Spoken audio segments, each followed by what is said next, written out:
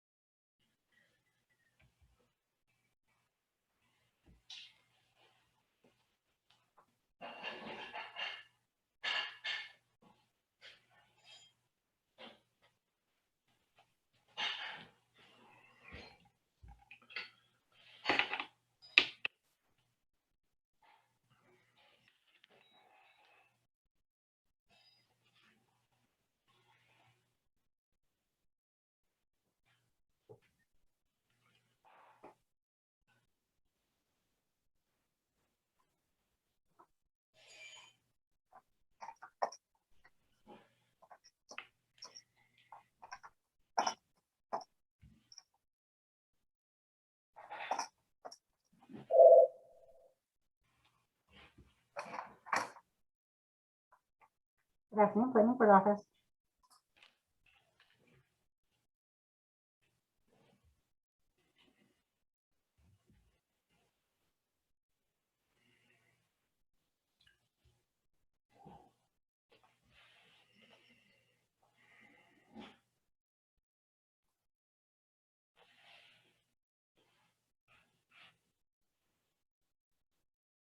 So Peter, John's on the road and will be a half an hour late.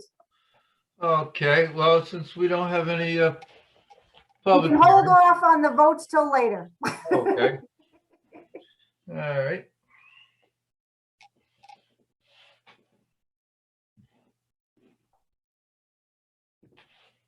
Oh, we have Brian, so we're good.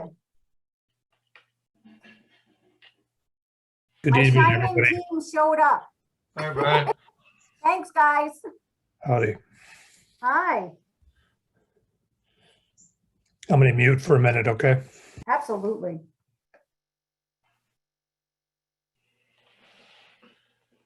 Okay.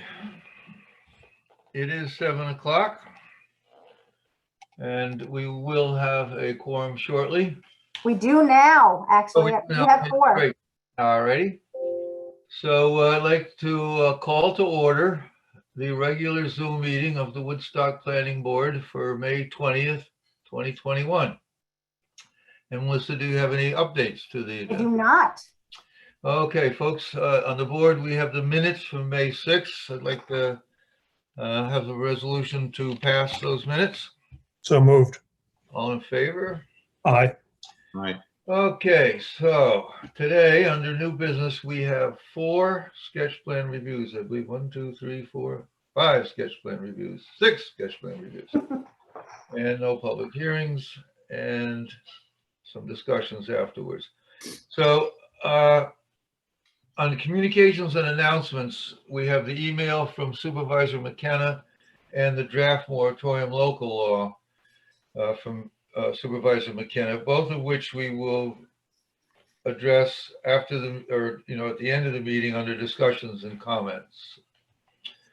So the first sketch plan review is FAM Acres LLC, public planning board case number 21-1226.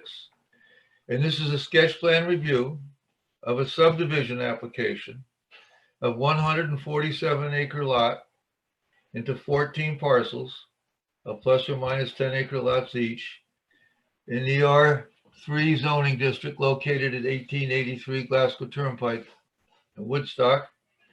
And the representative is Melissa Mayer and Barry Medenbach.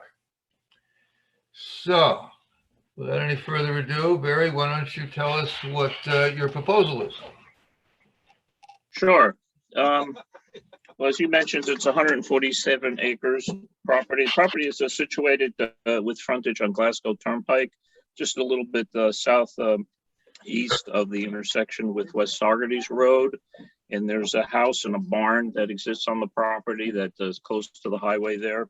And we propose to put in a road that's about 2,000 feet long that would run to kind of like the central area of the property and create a total of 14 lots, although lot 14 will remain an undeveloped lot. We're still figuring out how that ownership or restriction will apply. And then 2 of the lots, lot 9 and 10, are going to be occupied by the owners. And then lot 1 and 2 that are out front are being purchased by friends. So that's kind of like a little bit of a family affair. I met with the county highway department. Let me back up a little bit first. So first of all, the property does have some wetlands on it, and we submitted maps. I don't know if all the plans will look at the maps, or if we could possibly get them up on the screen. We could talk about that. Is that something we could do, Peter? Do you have the maps to put up? Or I I've can have looked at somebody- them. I'm not so good at posting them, but let's see. I have Caleb in my office who is on screen here. If you could allow him to share his screen, he could put them up. He absolutely can. He's allowed. It should work, Caleb. All right, 1 second. Thanks, Caleb. No problem. Yeah, so we had our wetlands biologist Mike Nowicki go out and flagged all the wetlands, and we surveyed it. We put actually quite a bit of time and engineering into this map up to this point before we submitted it to the town. So here's the subdivision here. Why don't we go to the existing conditions map first, just so I can give everybody the feel of the land. Yeah, so it's not super clear. Yeah, back out. So we see the whole thing. Maybe back out a little more. You want to be the whole thing out like that? Yeah, so I can see the whole thing. Yeah, that's good there. So you could kind of see there's a couple of water courses that run through the property, and they contain wetlands. And then we've mapped that all out, and we put in the 100-foot buffers. And we've been able to avoid any disturbance to any wetlands at all with the development. However, we do need to skirt some of the adjacent areas. And I'll show you where that is if we can go to a sheet 2, which you had up initially. Yeah, if you sheet 2, and if we could just blow up the entrance area a little bit. So I met with the county highway department, engineer Adam, and walked the property frontage in that, and had him agree to a location where we could have a entrance for a road. And the only area that really works, I'll wait for Caleb to scroll us over to the entrance road there, is where we show it on the map. We initially looked at putting, if you can blow that up a little, the entrances. Well, okay, we'll just leave it at this, say it's side here. So the entrance, there you go. It's just a little bit southwest of the existing house. And if we were to, which has proper sight lines there, you could see Glasgow Turnpike has pretty good straightaway in both directions from where that intersection is going to be. And we looked at moving the road further to the northwest on the other side of the buildings, but he outright rejected that because of the short sight distance to the sharp curve in Glasgow when you head in the westerly direction. So the only, and then if we moved it further southwest, we would require a stream crossing. So where we show it is kind of a good location for sight lines. It doesn't disturb any wetlands, but it does have to skirt the 100-foot adjacent areas. And we tried to, keep that to a minimum. So that was one of the criterias. And that's kind of a summary of it. I mean, it's a 3-acre zoning area. All the lots are over 5 acres. Try to keep them quite spacious. And, of course, all of the wetlands adjacent area will be in a, restrictive, no building. So every lot has a, sizable building area. We've done some preliminary test holes out there, but we need to do a whole lot more for, when we get to the point where we want to go to the health department for approval. So I was hoping maybe the planning board would like to schedule a site visit and walk the land. The road is somewhat staked out. We could, I could show everybody around if they wanted to do that.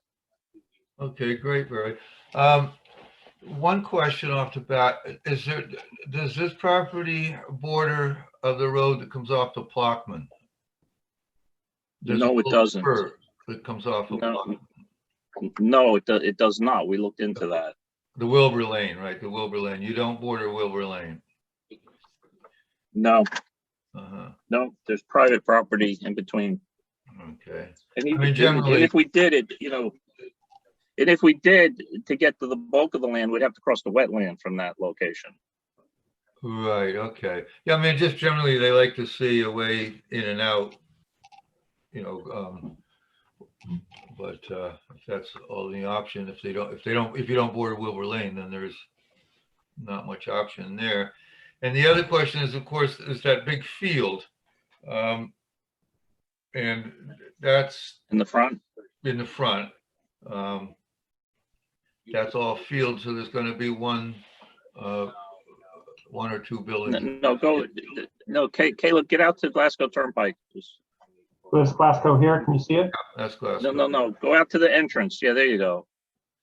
See, all around the barn, the existing building. That's the field you're talking about, Peter? Yeah. Okay. Yeah, because we did a timber harvest on that just a couple years ago. So On the whole property? so that the first question, of course, is your curb cut, your road entrance. And have you run that by the town of Woodstock building highway department yet? No, I didn't think I needed to because it's a county highway. And he wouldn't have any Yeah, that's true. any control over that, really. Yeah, that's the point. And it's gonna be, we're proposing it as a private road with private road maintenance again, so we're not looking to dedicate it to the town or anything. So it'll be private. All right. Any members of the board have questions right off the bat for Barry? Doesn't it still need some building stuff involving the road itself in terms of like, access for, fire, all that? Like, is that something that Woodstock still has to be? I mean, a private road just can't be like built by itself, right? Doesn't I need. had a little bit here. It does meet the town standards for road, and it's a 2-lane road, and it'll have a full turnaround at the end that any fire truck the town has can turn around in it. So it's very accessible for fire equipment, the road we're designing. Okay, and the town itself doesn't have to have any special like permitting to sign off on anything like that. It's just allowed to be. Well, built. the planning board would have, yeah, the planning board would have to approve what, everything we propose. You could certainly, could ask for opinions of your fire officials and your highway department. I mean, I have no problem with that. Oh no, I'm just actually curious because there's a private road near me. I'm always curious about how that actually works. Like, how do they operate as a private road versus a road that the town has an involvement in? You mean as far as the fire department? Just in terms of like, it's legality for everything, and like if the town's not responsible for it at all, like then you're responsible for it, and so it meets all of its proper, Yeah, I think what James is asking, if I may, this is Brian, it's not whether you have a problem with it or not, it's whether it meets the town's specification requirements. And because James is right, I mean, there needs to be fire trucks and other type of equipment in there. I'm guessing there's going to be power lines and things of that nature. So my sense is that the town should be involved. Or is there, what is the protocol for that? I just don't know. That's sort of what I was asking.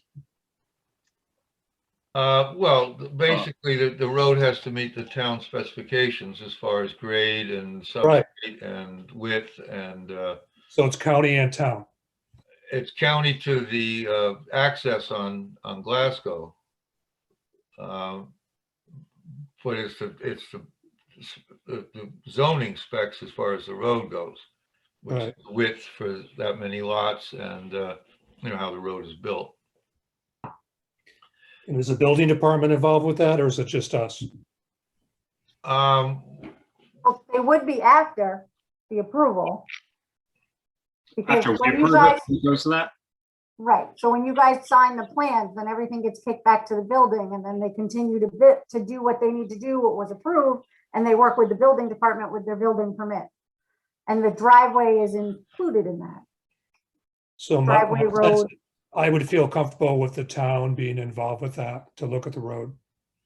Because I'm not an expert on that, and I don't think, maybe Peter is. No, but they would be, in the sense that all the roads go through the building department and the highway department. They would approve the road, or the plans for the road, of course. Okay. Do the lots show septic yet? No, we've done some preliminary test holes out there, but we have not designed septics yet. We wouldn't do that until we at least had a sketch plan approval from the planning board, and everybody was kind of in agreement with the layout we had. And then we would go and get the health department out there and inspect each lot and obtain health department approval for each lot. So that's yet to come. Okay. So Barry, I guess, this is the first sketch plan, and so the next step is for the planning board to do a site visit. And you said the road is staked out, the main road? Yes, we had the road staked out on the fall. We were digging some test holes and evaluating the property, and I'll make sure that those flags are still very visible and cleaned up. So, if you set a date, we could be there. Okay. As far as the proposed building lots, would they be staked at all to show where the proposed house was? We have not done that, but we could.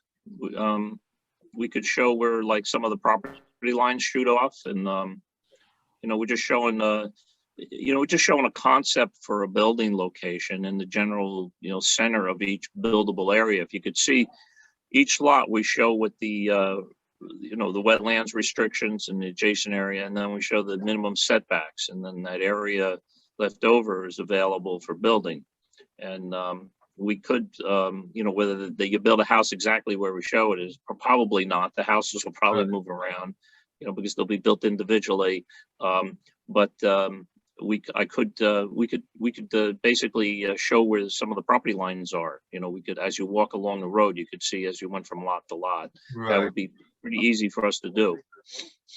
So the next step, that besides the site visit for the planning board, is to go through general standards and to review our general standards as far as a big subdivision like this. As you know, Barry, this is probably the largest subdivision I've seen. I couldn't tell you, 20 years, a 14-lot subdivision. Do they need to do wetlands and watercourse application also, Peter? I'm sorry, Melissa? Would they need to do an application for wetlands and watercourse? Yes, they would have to have well, because as he said, they're going through a little bit of wetland buffers. That I figured. I just want to make sure Barry knew we're going to need that also. Thank you. Right. I figured that. Yeah, we have to have a wetlands and watercourse permit. Thank you. Peter, this is Brian. My suggestion, a couple things. We have two people on the planning board that really aren't capable of doing extensive site visits. So from my sense here, I'd certainly like to see the lots and where the homes are going to be marked out in general terms first, in addition to the other things that we're talking about, before we even consider a site visit. That's my thinking, because, and I think too, given the fact that we only have 5 planning board members that could go out for site visits, this is a big project, and ideally we'd have 2, but I think we're going to have to be happy with 1 to begin with. Right, and we're also going to invite the WEC for our Exactly. site visit. So, and I mean, under general standards, which we won't go through right now, but just for instance, under general standards, you try to avoid to have the road be visible straight all the way down from the main road. But in this case, we have wetlands kind of dictating which way the main road goes. But just under the general standards, is you try not to make it look like a runway going right off the main. Yeah, road. you're not gonna be able to look all the way down the road. There's enough curvature in it. So Okay, it's not, you're looking right down, and there's some up and down to the terrain too. So it's not gonna look like this big, long runway by any means. okay, because that's one of the concerns. All right, does any members of the board have any initial questions for Barry before we take a look at it? This is Stuart. Peter, can I ask a question? Sure. I'm really not familiar with this area that's proposed to be developed. There are a lot of trees that are going to have to be cut down to make room for the houses. Is it a forested area or is it less so? Yes, it's heavily forested. Yeah. As I said, Stuart, we just, we did a logging permit for that Right. 2 years ago. So, Yeah, okay, so what we're gonna have to do next is to schedule a site visit. And we can either all go at once or make separate trips. It depends on everybody's availability. But Barry, as long as the main road is staked out and the proposed lot lines are staked out, roughly, not surveyed out, but just roughly, so that when people walk along, we can get an idea of how this is going to look. Right. And of course, one of the main questions will be traffic, the additional traffic on Glasgow. And obviously we need to look at some studies as to how many trips will be generated, how many cars will be going in and out, and how that'll affect Glasgow at that point. It is a fairly straightaway right there, but it's something we need to look at. Sure. Anything else, Stuart? Do you have any other questions? Rough, preliminary questions? No, sir. All right, Barry. So we'll work through Melissa and we'll set up some site visits. If it's staked out, then you don't have to be there, or if you want to. I think I should, because Okay. it'd be much easier for me to show you where everything is. Right. I think that people would wander around a lot, and these things are spaced out quite a distance. I Right. think you should be there too. 140 something acres. Yeah.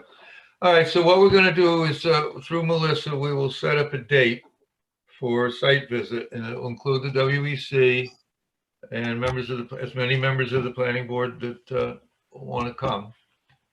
We could also invite tree committee if planning board deems necessary. Absolutely. Okay, so Barry, when you feel like you're at a point ready, we'll try to nail down a time together. Sure, I'll let you know. I probably need a week to make sure everything is staked out. Barry, enjoy the sea. Peter, Yeah. this is Stuart. I just want to raise one question. Do you have any thought about involving our planner at any point in this because of the size of the project? Oh, yeah, certainly. I think that most definitely we're going to have our planner review the project. So then why don't we establish a little bit of escrow and then we can get Matt involved also. Okay. So Barry and Melissa, to utilize our planner, we have to establish some escrow. Typically we start with $1,500 and we kind of go from there. Melissa, you can email me, call me for details. Okay. Maybe if she's Yeah, on. we'll do that. Well, I'm sure Melissa will get you a Thanks. check. Thanks, Barry. Yeah, I just said I would coordinate that with you, Melissa. That's fine.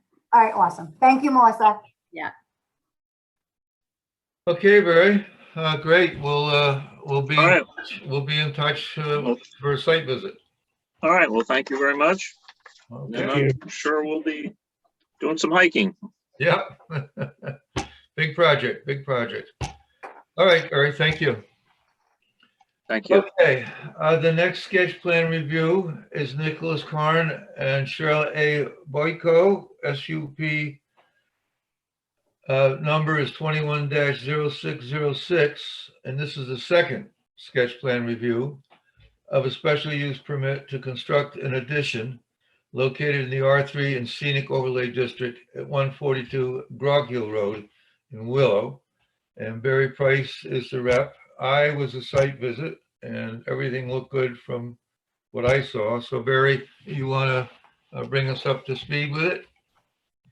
You want me to present it again, or you? I Oh, don't- no, just, I have nothing new to report. I went out and got the drone shots for Melissa. She received them. I staked it out, so I did everything you guys asked me to do. So no, I don't have anything new, Peter.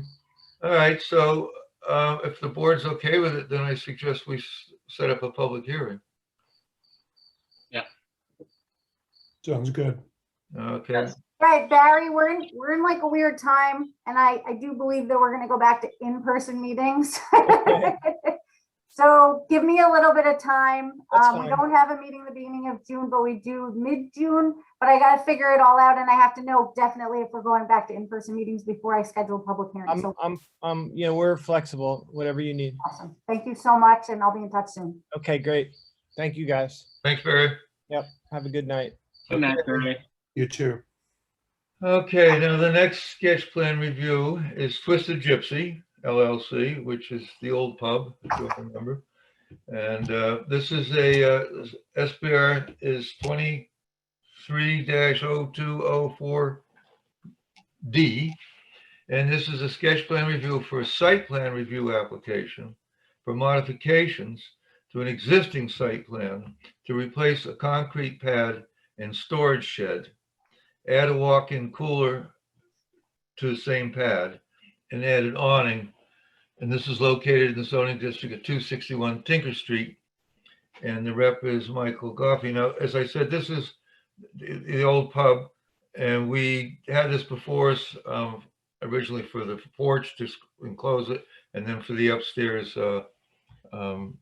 residences. So we really reviewed this thing extensively. And if the board remembers, I think we reviewed it enough that I don't think we need to go any further unless anybody in the board wants to look. I mean, I know the pad and I know the storage shed. I mean, there's no issue. I mean, the storage shed happens to be right on the property line, but that's not it's not an issue for us. So if the board agrees, I would say we could waive any further review. It's minor in scope. I agree. Peter, this is Stuart. I just have one question. Where is the awning going to be added to? What part of the Private building? takeout. Michael can answer. Michael or Christine? Sure. Hi, everybody. But it's by Thank the you. takeout window. No, exactly. It's on the, I guess on the Dixon side of the building, which is the entrance, and there's a takeout window there. And of course, during COVID, the takeout has been such a vital part of the business, and many people have been out there, so we want to cover it so they're protected through the seasons. All right. Thank you for answering that question. Sure. Hey, board, can we waive further review? Make a motion if you deem yes. Make a motion, yes. So I'll make a motion that the planning board waive further review because the proposed modifications are minor in scope and don't warrant any further review by the planning board. So moved. All in favor? Aye. Aye. Okay, there you go. Well, thank you. Thank you very, very much. We really appreciate that. Mike and Christine, there's a few paperwork things. I'll be in touch. We'll Okay. talk next week. So a Okay, couple more weeks until you can get busy, but we got it. okay, Board still good. has to approve the final resolution, so a couple weeks. Okay, all right. That's Thank you, awesome. guys. Thank you, Thank you so guys. much. Have a good Really night. appreciate it. Bye, Michael. Have a good night. Bye-bye. Good night. Right. Okay, next on the sketch plan review is 16 Year Hill Road LLC. I love her. What can we send her? Yeah, Hello. bribery. I'm here. Okay, next one is 16 Year Hill Road LLC, SPR 21-06 0378A. 0378A. And this is a sketch plan review of a site plan review application for modifications to an existing site plan to install garage bays in the L1 zoning district located at 16 Year Hill Road in Woodstock. And the rep is Michael Lockwood. So Michael, why don't you tell us what this is about? Well, basically, there was previously a garage there, a structure there, so the slab is still there. But the plan is to pretty much go in the same footprint that it was before. But do I think I can't remember how many bays we have in the, I think it's 6 or 5. I'd have to look at the plan. But basically overhead doors, it's just some storage garages, for his business. So there's All right. 14 foot tall. It sounds pretty minor, but we probably should is there any change to the exterior of the building? No. And there's no change to the parking? No, we are doing parking. That's what we did a walkthrough on site with people from the planning board over there. Right. It was proposed on the site plan, expanding the parking on the one side. Unfortunately, I've been trying to get a hold of photometrics for the property from my lighting rep, and I have not been able to get them yet. Everything's been just, I guess, delayed from all the construction going on. So I'm hoping to get those shortly and have a good lighting plan for you showing the photometrics. So my understanding was, Michael, Ian, that all the other plans that they went and did the site plan, we took a step back, and you're here tonight just for the garage bays. That's right, because initially we had proposed doing a second floor addition for offices and also adding some bathrooms, which we then had to explore the septic options and so forth for that to add bathrooms. So we scratched that. So all we want now is the storage part of the building. So we'll come back to the parking when he gets in touch with photometrics, and they'll come back in front of us. Stuart did a site review of that, right, Stuart? Yeah, Peter, it's a Stuart. Connor Wenk and myself were there. I do recall that there are neighbors adjacent, there are neighboring homes adjacent to this business property.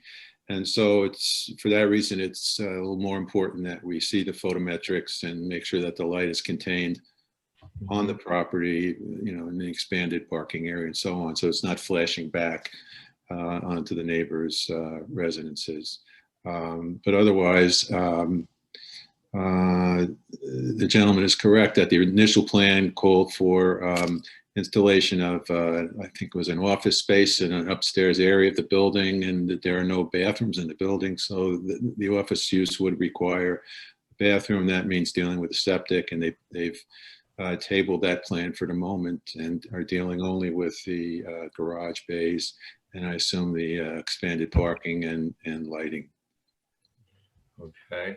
So we should see it, and we should see the photometrics. Right, definitely need to see the photometrics. So we'll bring that up in the next sketch plan review. Just one note, of course, that is located over the wellhead, the town water aquifer. So that any work done in the parking lot, addition to the parking lot, really needs to incorporate oil separation in the catch basins. Right. Okay. And any oil that's in the parking lot from seeping down into the ground. Because that's, in fact, we just have a new code came out for the wellhead protection. Okay. So we're working under a new code. So, all right. So we'll set you up for another sketch plan just to see the lighting. All right. Make sure that's okay. Sounds pretty straightforward. All right. Great. Thank you. Peter, Yes, sorry. Let the gentleman go. Go ahead. There's only one other change to the the elevations. They're currently on what we had submitted to the board showed, I believe, there was like 3 garage bays that were 14 foot tall, and a couple of them that were like 10 foot tall or something like that, the standard, or 8 foot tall.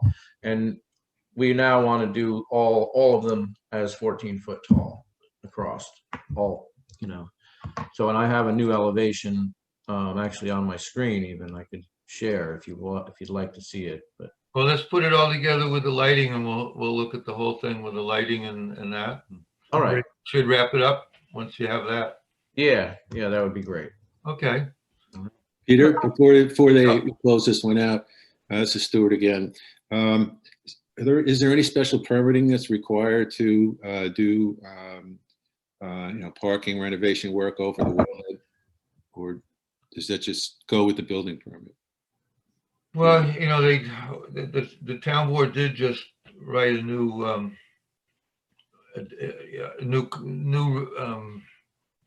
code kind of for anything that happens over the wellhead protection. But it doesn't really change anything that exists other than what I mentioned, is to make sure that that there's an oil separator in the catch basins. Okay. If and when they add bathrooms, then that will go through the county as far as Board of Health goes. All right. All right. So Okay, Michael and Ian, once you get the photometrics done and the new drawings, get them to me and I'll do what I can to schedule you back in front of the planning board. All right, you got it. Thank Can you. you guys hear me at all? Hi, Ian. I hear you. Hi. Yeah, sorry, I've been trying to join. I've been having a lot of audio problems here. I couldn't get the video going. I appreciate everybody getting together on this. Just quick question.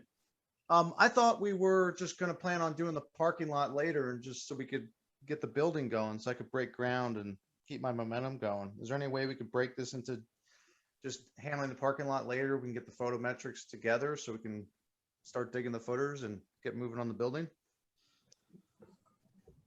Yeah, since we're not building the offices, the parking isn't really, as required as it would have been. What do you think, Stuart? Yeah, this is Stuart here. Well, it's their application. I mean, is the parking part of the present submission, or isn't it? I mean, if it is, then if you want to withdraw that, you have to, I guess, put something in writing to that effect, I imagine, or amend your submission so it's not before us. I thought it was before us at this point. Is it not? I don't have the plans in front of me, so. It was on the plans currently, but yeah, we could resubmit with no parking, just the buildings. Well, if you do that, just put a note on that, or a cover letter or something pointing out that you're not going to be asking for approval for parking. You're not going to do parking work at this time. But how does that leave your lighting? Do you still need to have better lighting back there for the use of the bays that you're going to be putting in for trucks and so on, or whatever? Ian, you there? Yeah, I mean, as far as, I don't really know the rules, I guess, enough, but it's no different than what we're already using the building for. So I would just think that, we bought the building, we're just fixing what was dilapidated. So I don't. Right, I understand that, but in light of your intention to add these bays, are you going to do any lighting improvements for their use? Or I'm not saying we're requiring it. I just want to know, is that part of your? Yeah, I mean, plan? we would look at it as a holistic plan once we did the parking. Because once we make sure we know where each parking space is going, I think that has to be considered, with the whole thing. And, we talked about putting maybe a higher fence in to keep any light from entering the neighbors' yards. So I think we would just want to look at it holistically when we did the parking. Okay.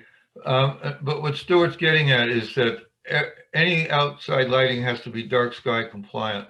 And if there's any lighting to be added to the building, it has to be on the site plan and a cut sheet of the light. So if you're putting any lights on the existing building, you need to show that, and they have to be dark sky compliant. Okay. So that's. We would need a cut sheet of the light. Right. Okay. All right. All right. You good with that? Any other questions, Michael, or? No? All right, So if we're not gonna do, if we propose to do no lighting, and we're not doing the parking lot, is there a way to just submit a letter, and do we have to do another board meeting, or can the buildings as proposed, the addition only be permitted to be constructed?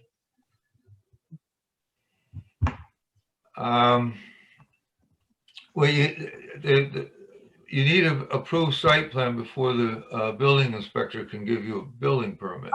Ultimately, yeah, Peter, the planning board needs to see the drawing. And right now, they haven't seen the drawing because it's half in between what your initial plan was and half of where you're going with only the garage bays.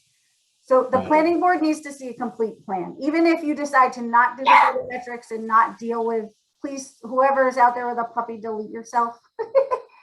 Oh, sorry, James. We like James's dog. So they need to see an actual plan. There's no plan. And we went from like this plan to now we're just going to do garage bays, but it's the planning board's call whether or not they accept that or we need to move further. Yeah, decide what you want to do and submit it.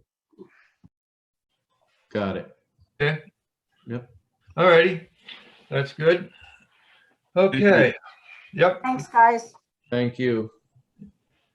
Okay, next on the list is 1105 Route 28 LLC, SPR 18-0367 and SUP 18-0472.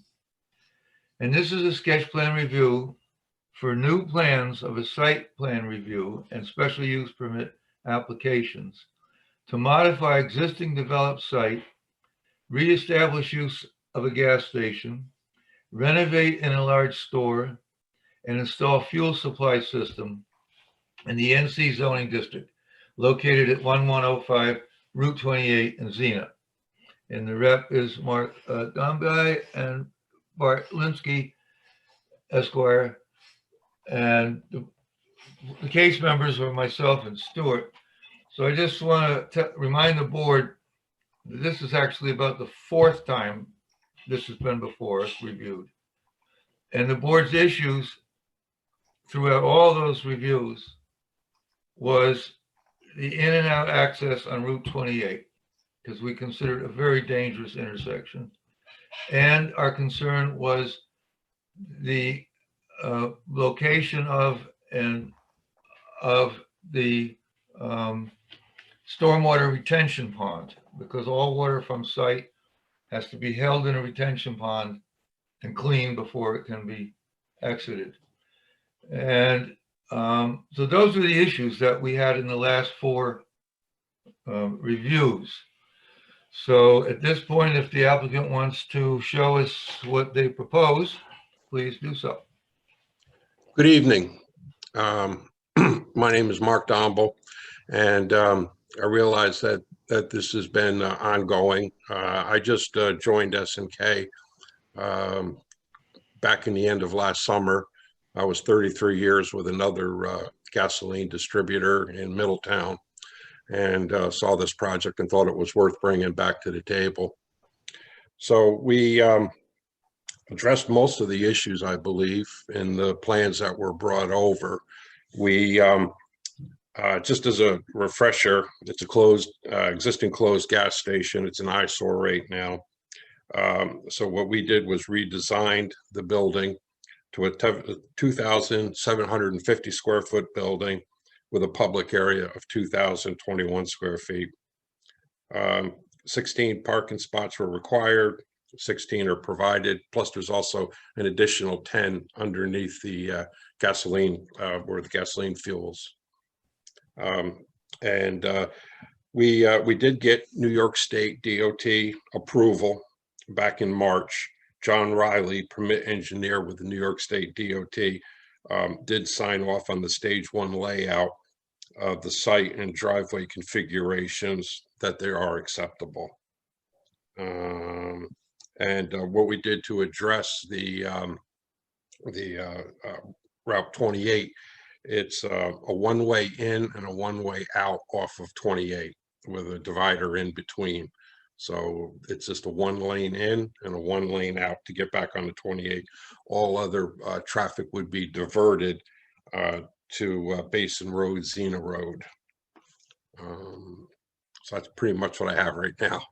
Okay.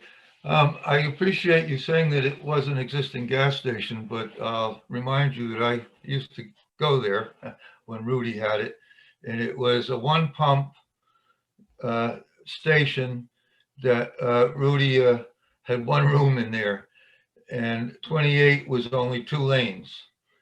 We're going to do another site visit with the planning board, but I want the board, when we do it, to be across the street at Stewart's around 4 o'clock, because right now that intersection is a disaster. The cars are lined up to get into Stewart's, come all the way back out to 28 and jam up 28. And we were absolutely, this board was absolutely dead against any entrance or exit off of 28. I can tell you that right now. We feel it's absolutely a question of health, safety, and welfare. So if you want to show us your plans, we will get board members to go out again and review this.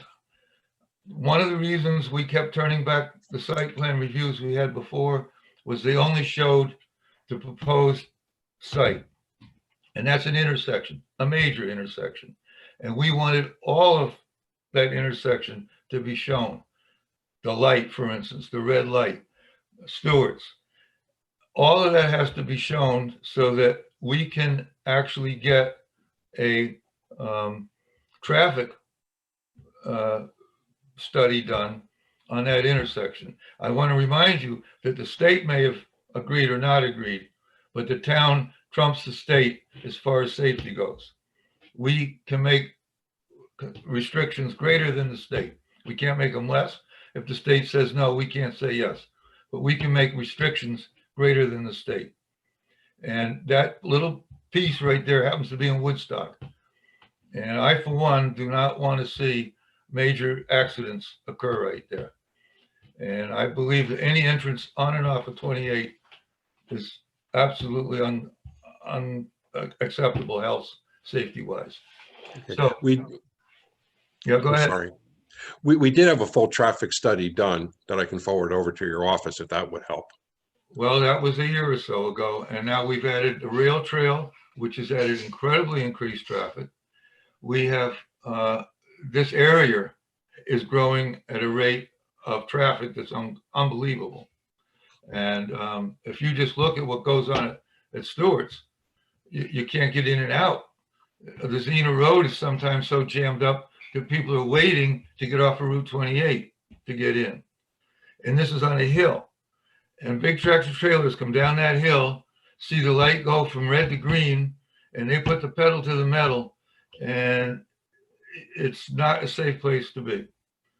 So we will definitely want to look at a better traffic study. Yeah, and it's been updated recently, based on the concerns of the DOT. So I can forward that over tomorrow for sure. Yes. Peter, this is Brian. May I ask a couple questions? Go ahead, Brian. Sir, do you mind me asking, where do you live? Where do I live? In Middletown, New York. Middletown. And where does your Yep. client live at? My client lives? Yes, sir. I'm the general manager of SNK. Okay. So you are the client. Yes, sir. Okay. Thank you. I have one question. Previously, Matt Rudikoff was involved in this, and yes, this is major. I know the gateway meeting and everything. So I just need the board's permission to bring him back on, and we can mark, there is a little escrow in the account. Do we go off of that? Do we need to establish new escrow? Yeah, Melissa, you said there was some left. I believe you told me there was. Yeah, there is. So we just use that. But the planning board needs to say that we're gonna bring Matt back on. But we did a whole gateway review with the county 2 years ago. Yeah. And that's 2 years ago. And that's before the trailhead opened for the trailway. that's before some major changes have happened.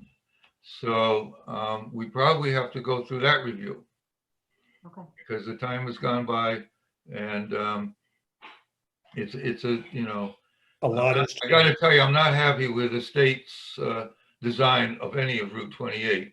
It's a disaster from one end to the other. Okay, so let's bring Matt back on. I'll get him the plans too. Okay, Correct. Mhm. okay, thank you. Stuart, you had a question? Yes, can you hear me? Oh, I'm muted. Well, now you're muted. Now you're muted. All right, now I'm not. Now Okay. I'm not muted. Okay. So I have a question about on the plans that were submitted, and thank you for submitting them. I took a look at them on the computer.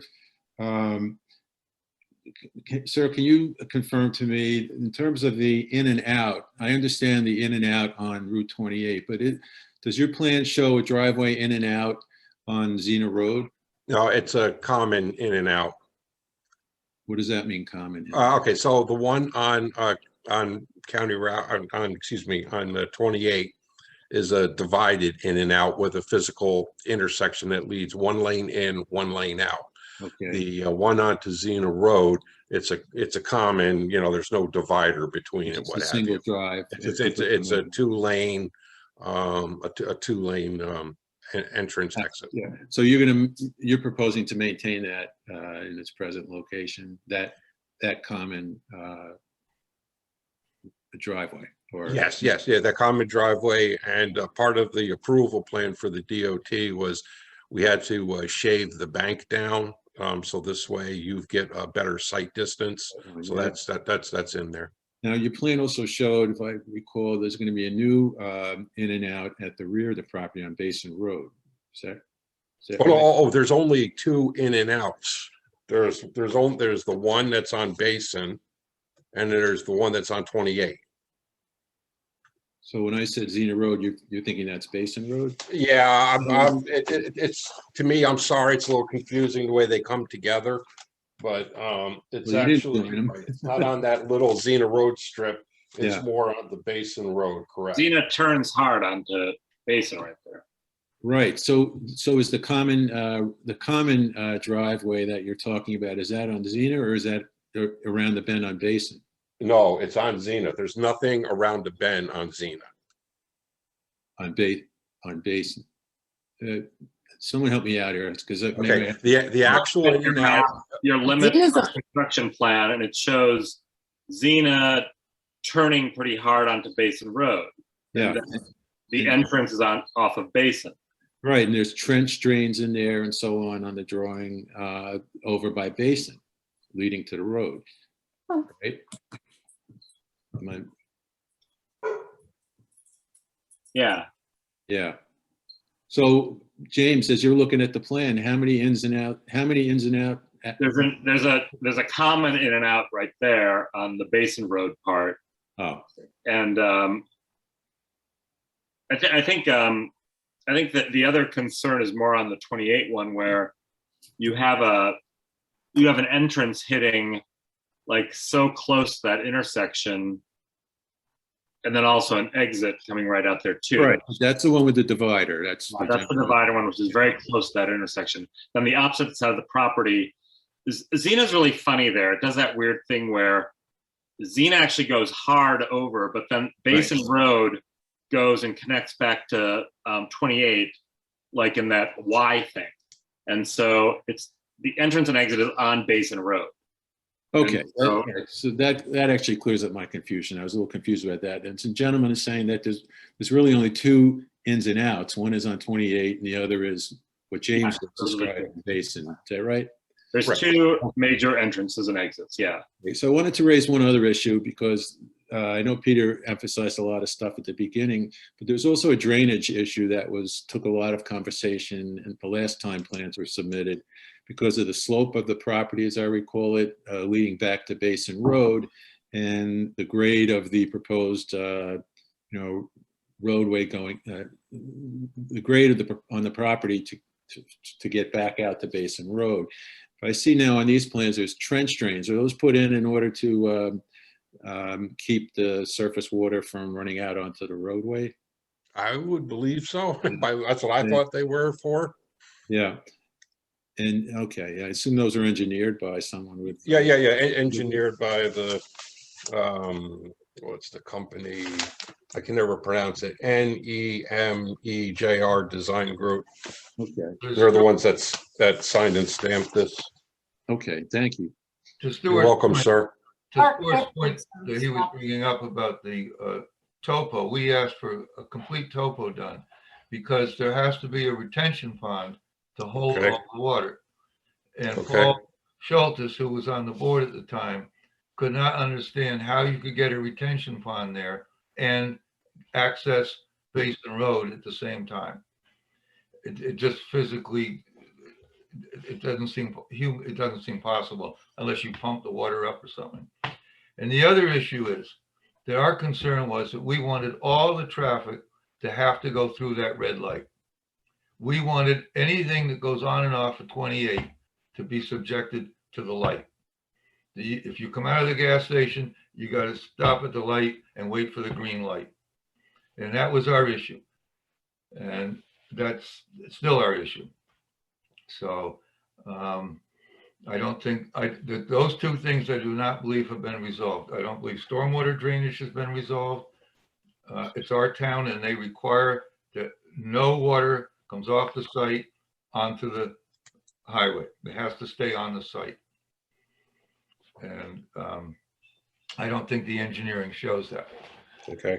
I'll double check with him on that. Okay. Now, I'm sorry because I wasn't involved in the prior meetings, et cetera. So I'm trying to figure out what happened before. But so if you said that you want it all controlled by the light, so with the far entrance onto 28, would that be, if you're making the, the exit onto 28, if you're leaving the property, that would be controlled by the light, wouldn't it? No, it's not. If you're going toward Woodstock and you're turning left into it off of 28, you're turning Well, left for the light. If we're turning right into the, right onto 28. Right, but So what you're saying is that you want everything to come off of Basin Xena Road? Road, so it's subjected to a light. And when this came Okay. before the board before, we all agreed that we did not want more entrances on and off of Route 28. It's too dangerous. Okay, I got it. I understand. It's like the gas station off the traffic circle, that big one. You can't really access it directly off. You have to kind of go off that side road to get to it. Okay, I understand. So my summation of what I'm hearing is the plans still aren't where the planning board needs them to be. So Mark, I think you need to go back to your engineer. Yeah, I gotta go back to him and I'll be back in touch with you, Melissa. Thank you for all your help. Of course, Can I Cindy just- wants to talk. Hi, Cindy, how are you? Hi, I'm fine, thank you. Thank you.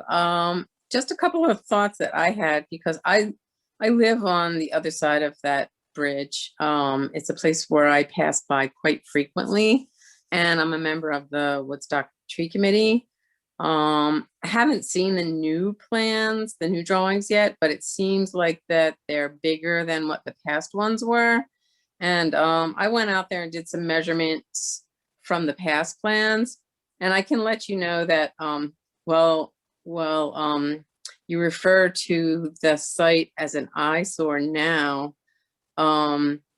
I just want to bring to everyone's awareness that I'm pretty sure with a new service station there, that every single tree on that property will come down to take up, to make space for this new gas station. So to have a look at what trees are there now and then envision it with no trees except, what they say they're going to plant. And then the other thing I just wanted to mention, because I don't know if it's a part of the consideration of the gas trucks delivery, but I have experienced on more than one occasion where one of those fuel trucks came in and could not go under that bridge that's there, the part of the rail trail bridge. It's too low for any, so I don't know if that's a part of the consideration for how the fuel is going to be delivered.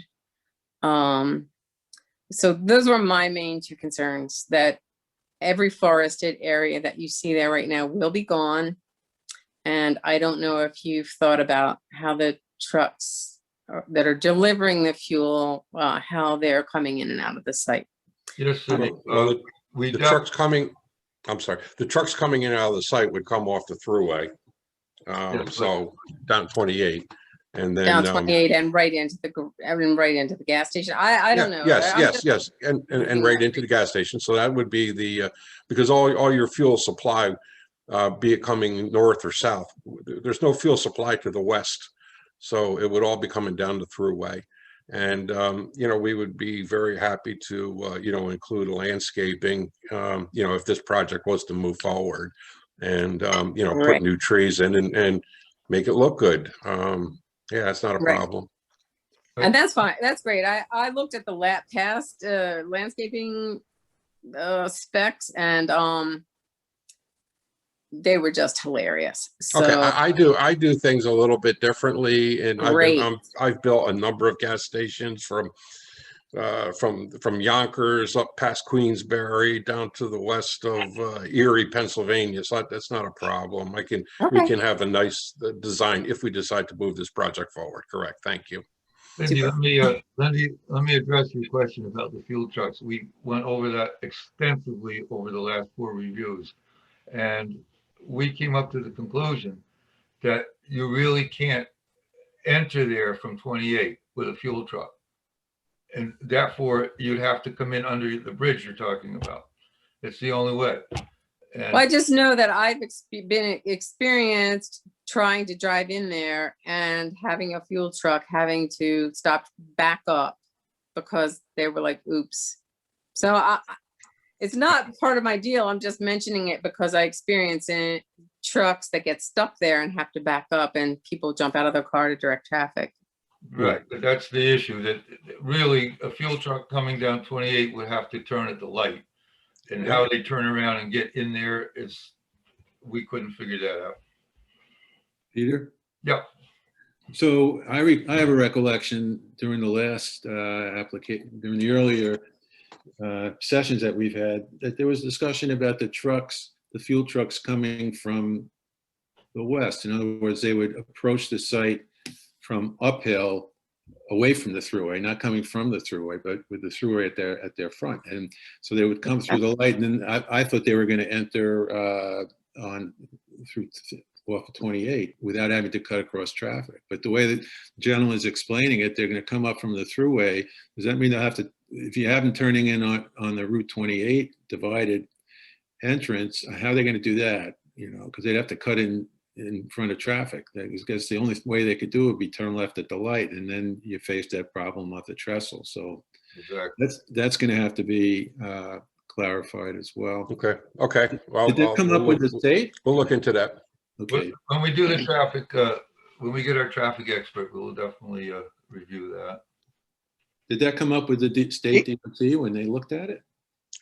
I don't know what the state did, but I sure know that the planning board and Paul spent a lot of time trying to figure out how you get fuel trucks in.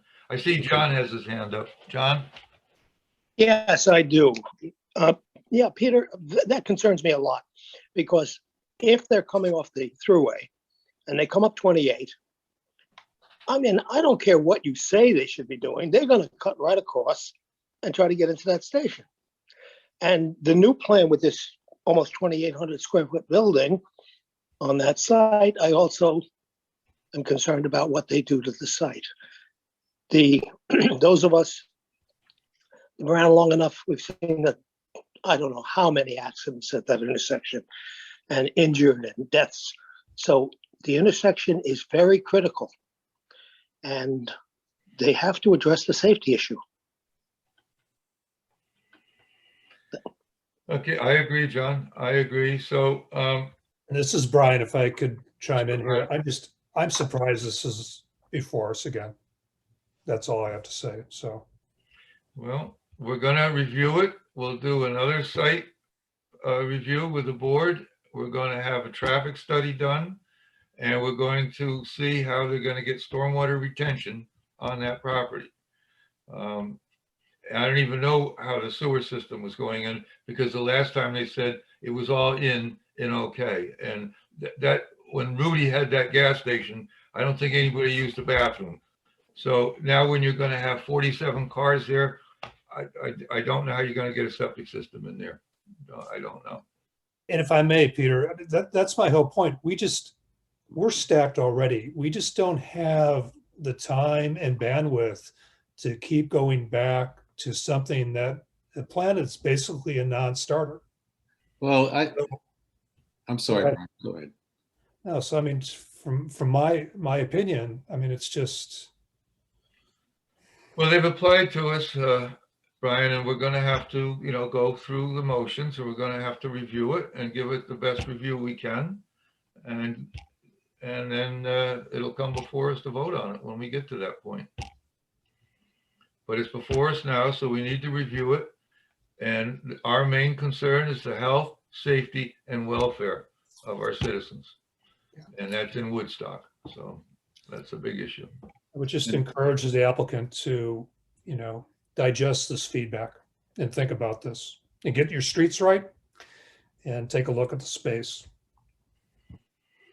Well, the gentleman has indicated he's going to do that, and I think it's their property. They're trying to improve it, and it's our responsibility to hear the application and give it fair consideration. So I think we ought to withhold judgment, but it's certainly prudent to inform the applicant of the concerns that we have based on the history that we have with the site and the way it is. And I think he understands that. Mm-hmm. I agree. I guess I appreciate that, Stuart, but I mean, we've had this judgment conversation before, and we can't help but judge with the facts and information that we have. So I'm stating my opinion on this based on the facts and information that I have. And my concern is that we've been through this before, and I'm just wondering why we're having to go through this again. So. All right, well, I hear you, but it's an application before us, as Stuart said, and we have to do our due diligence and run and take it to the next step. So the next step will be a site. Mark is going to talk to his engineer and get some new plans based on what you guys said and get me some information, and we go from there. Thanks, planning board, for all your input. Okay, and we'll set up a site visit, Melissa, when we get a chance. We'll organize that with. We should probably hold off on the site visit until he talks to his engineer and kind of more about the traffic and the entrances and. Okay. Agree, planning board? No problem. It's a site visit is no problem. I go through it 4 times a day. I know, but I don't want to waste your time and bring you back out there with a new set of plans. Okay, you got it. Mark, okay, thank you. All right, no, thank you very much for your time. I appreciate it, and I wrote a lot of notes, understand what you guys are asking for, and we'll go back and present it and go from there. And I will be in touch, Melissa. Thank you so much. Thank you. Okay, thank you. Have a good evening, everybody. Have a good night. Bye-bye. Bye-bye. Good night. Thanks, Cindy. Nice to see you. Nice to see you all too. Thank you. Okay, folks, we have another sketch plan review. And this is the White Feather Farm, Inc., SPR 210373A, and SUP 21048-4A, which is a sketch plan review of a site plan review and special use permit application to convert an existing site into a cultural facility with mixed use in the R3 zoning district, located at 2565 Route 212 in Woodstock. And Mark Sheff and Laura Davino are the reps. I just want to remind the board that we've had this before us. We reviewed this several times before. And it got dropped. I think one of the issues was the swimming pool. And it was a question of Board of Health in the swimming pool. I remember that was the issue that kind of stopped us last time. So if the site reps would like to show the board what your plans are, please go ahead. Hi. Hi. Hi, my name is Laura Treviño. I'm representing White Feather Farm. I can share my screen. Yes. Okay. So, since this is the first time we get to present you the project, we want to focus on explaining what the concept and the program for the project are, and to hear your concerns so that we can address them during the design phases for the project. The arts initiative, which is this cultural facility we're proposing, is a continuation of the nearby White Feather Farm Foundation's mission and its commitment to sustainable farming that will emphasize synergies between agriculture, food, art, and community. We had an initial conversation with the Department of Buildings about the project, and we're referred to the board. We've submitted the site plan and the special use applications and a preliminary sketch plan. As a quick summary of what is there, you can see on my screen, this is the site right here. It's currently zoned as residential, R3, which is the same category shared by most of the sites around it, except 3 sites on the north side of Route 212, which are commercial and community service. The building is secluded from the road, with its closest and most visible neighbor being 2571 here, which is a property also owned by the White Feather Farm Foundation. The site is 2 acres. The building is about 6,000 square feet and it's vacant. So the proposed special use would be a mixed use as a residential and cultural facility. We're looking to reinstate the now expired use permit that was in place for the owner residence and healthcare facility by the original owner. And then, as mentioned, the most recently approved use permit for a cultural facility and retreat by Theresa Smith. And unless you have any initial questions, I can walk you through a short presentation about the project. Okay, sure. Go ahead. I'll remind the board again. This is the old Tischler dental offices.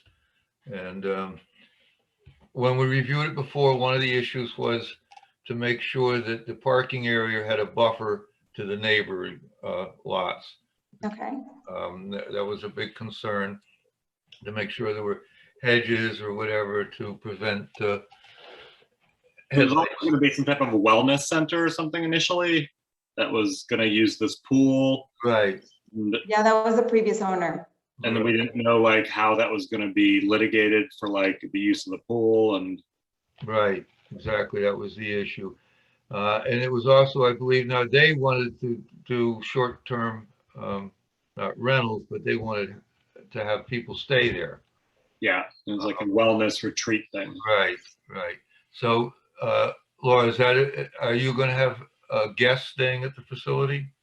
Yes, we plan to have a portion of the building that's residential. There will be a caretaker's residence, someone who will live in the building. And then we want to have some rooms for guests of the arts initiative. So Okay. like an Airbnb, or I'm sorry, like a bed and breakfast type of stuff? No, these are just rooms that we want to use for guests that are specific to activities that are being programmed in the building. So it's not advertised as like a hotel, motel, or anything like that? No. Okay. Okay. Melissa, did we get a letter from Ellen regarding the use? We did. Hang on, I'll check it out. I'd like to hear the rest of her proposal though too. It sounds interesting. Yeah, actually, that'd be great. Laura, while I'm looking for it, do you want to do the presentation? Sure. Thank you, Lara. So yeah, I'm just gonna kind of walk you through what we want this facility to be, so you get a better sense of what the goals are, what the mission is. So the White Feather Farm Foundation Arts Initiative is a nonprofit organization that through art, food, culture, education, and creativity fosters connections and dialogue across different socioeconomic groups and artistic expressions. We want to be a leading voice in the education and the proliferation of sustainable agricultural practices, which is at the core of the White Feather Farm Foundation's mission. and serve as a link between artists, their vision, their process, and the land that surrounds them. So these are some of the art initiative's mission values, and what we want to do with this project is to, you know, create a space so that we can accomplish all of these goals. We see 5 main ways where we can do this. One of them is create a connection to the land. So we want to provide education on the land's history and heritage. We want to be a resource for farming education and sustainable agricultural practices, a connection between land and art, and to build a connection between the land and the people through food.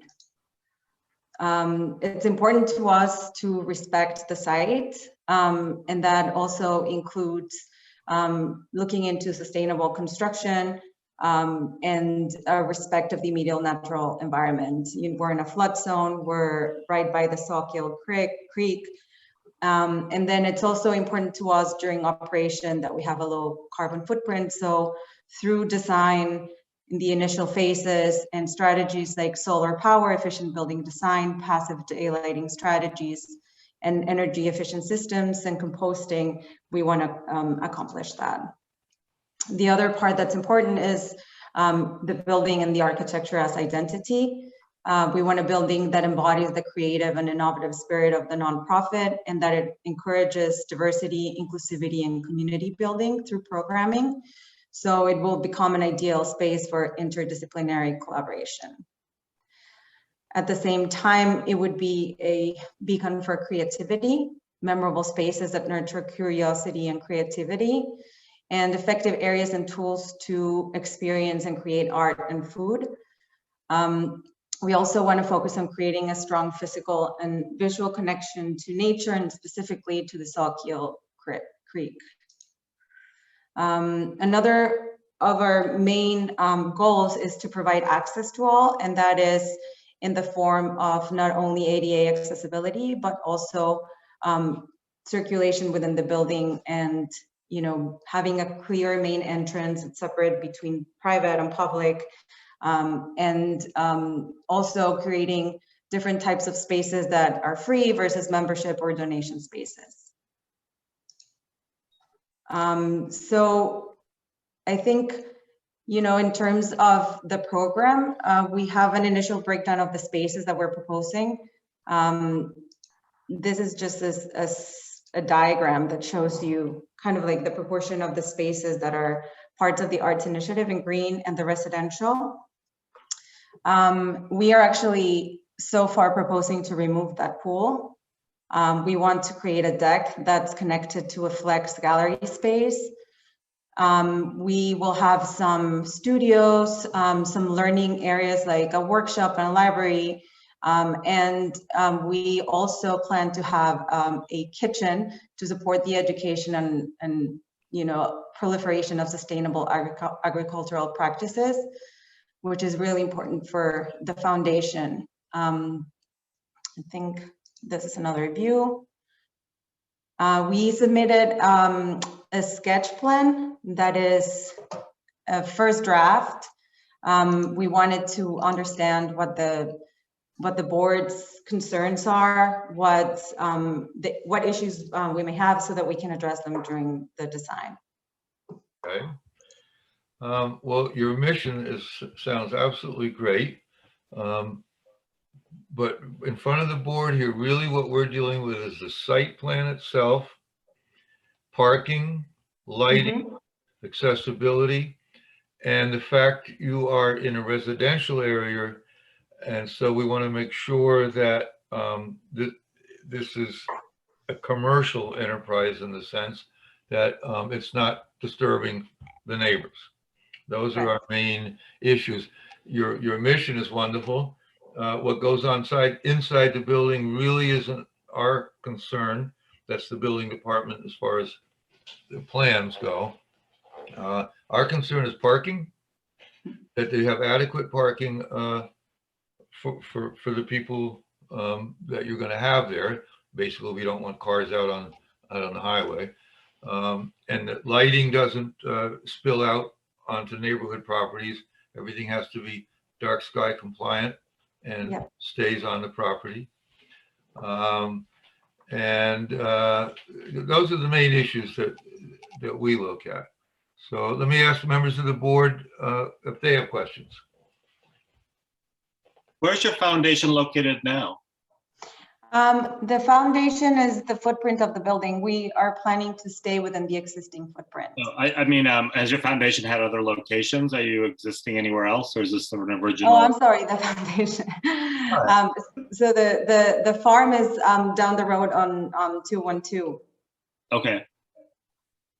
How long has it been operating?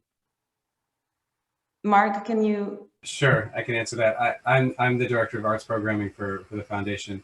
The farm has been owned by a private person, Sarah Johnson, and she's been living there and sort of operating kind of a general person's farm for about, I want to say 5 years. And it's over the line into Saugerties, which is why you probably haven't heard of it or about it, because this is also our first year of really creating a robust farm and farming program. There's a new farm manager who's been on since about September, and he's really brought in a lot of new infrastructure and working with the town of Saugerties to create a sort of a beautiful community space there as well. Great. There's no sign right now, but and that's one of the things that's happening hopefully very soon. But if you remember New World Home Kitchen, Oh, yeah. if you're driving towards Saugerties, it's basically right behind that. So if you pass that, it's the next driveway. Okay. Yeah. Okay, any other questions from board members? Okay, this is a first sketch plan review. I think that we need to do a site visit just to refresh ourselves. It's been a while since we've been on the site. Do you have I'm looking at your plan. Do you have parking spaces designated on the site? I mean, I know it was Not right now. You mean existing? Yeah, I mean, as I said, I used to go there when it was a dentist office. I know there's a lot of parking. Probably the same. But that parking area is going to stay the same, basically? Well, yeah, I think like we would need to probably, depending on where we end up with our parking calculations, we may need to extend it a little bit, but it's basically the same footprint. The entry, the driveway is the same. And then in this plan, we're not counting the garage spaces, which we could use for the residential, because we are potentially thinking of building out that existing garage into a space, an interior space. Okay, I mean, because our interest is this, because it's going to have more traffic than it has in quite a while. Even when it was a dentist office, I'm sure you're going to have more traffic. And our concern is to make sure that lights from cars don't spill into neighbors' windows. So we want to make sure the parking is screened, to prevent that. We probably, in your next sketch plan review, would like to know how many trips, in other words, how many cars will be going in and out of the main entrance a day. Just give us an idea of what the traffic flow would be. Because this is a special use permit, because again, you're doing something commercial in a residential area. So those are our concerns. Any board members have other questions before we set them up for a second sketch? And we got to set up some site reps to go take a look. Quick question, Peter. Sure, John. Any connection to the county's program when it comes to the farm to table programs? I'm sorry, I don't know. Can you be more specific? The county's programs? The county has several programs, and of course, there's the old Gill Farm on which is operating on a grand scale, really. So, how are you going to be doing the farming part? That's a good question, and I admit that I'm probably not the person to answer it, because we have the farm manager who's been building out those programs and that strategy. I know he wants to be working closely, as we all do, with existing organizations here. You know, we don't want to come in and reinvent the wheel. But I'd love to hear more about, you know, whether it's today or on a site visit. I'd love to hear more about what it is that you're interested in, and I can either have him come to the visit or pass that along. Okay. I'm sorry that's not much of an answer, because I wasn't familiar with the organization that you mentioned. This is I Brian. appreciate honesty. Thank you, Mark. Sure. This is Brian. Yeah, I'm interested too. What's your position on food justice initiatives in this area? Have you guys thought about that? Yes. Again, I have to punt it a little bit because I'm not running the farm section of this project. I'm really just the director of the arts programming. I know that food justice is something that the farm team has talked about a lot, and they'd like to be involved in, whether that's, you know, community fridges, doing regular donations to local organizations that take food donations, you know, involving people on the farm, whether it's through volunteering or finding a way to do a sort of scaled access to the food.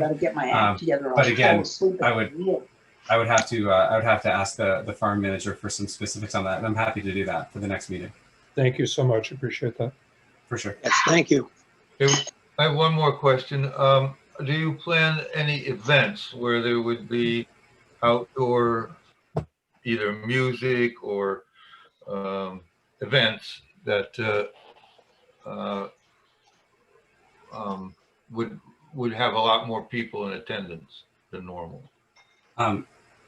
I'll say we would like to, but I certainly defer to the planning board on what we can do. I'd like to know what is, you know, good and comfortable and isn't going to disturb the neighbors, basically. You know, there is a big outdoor field. There is a deck that we're building.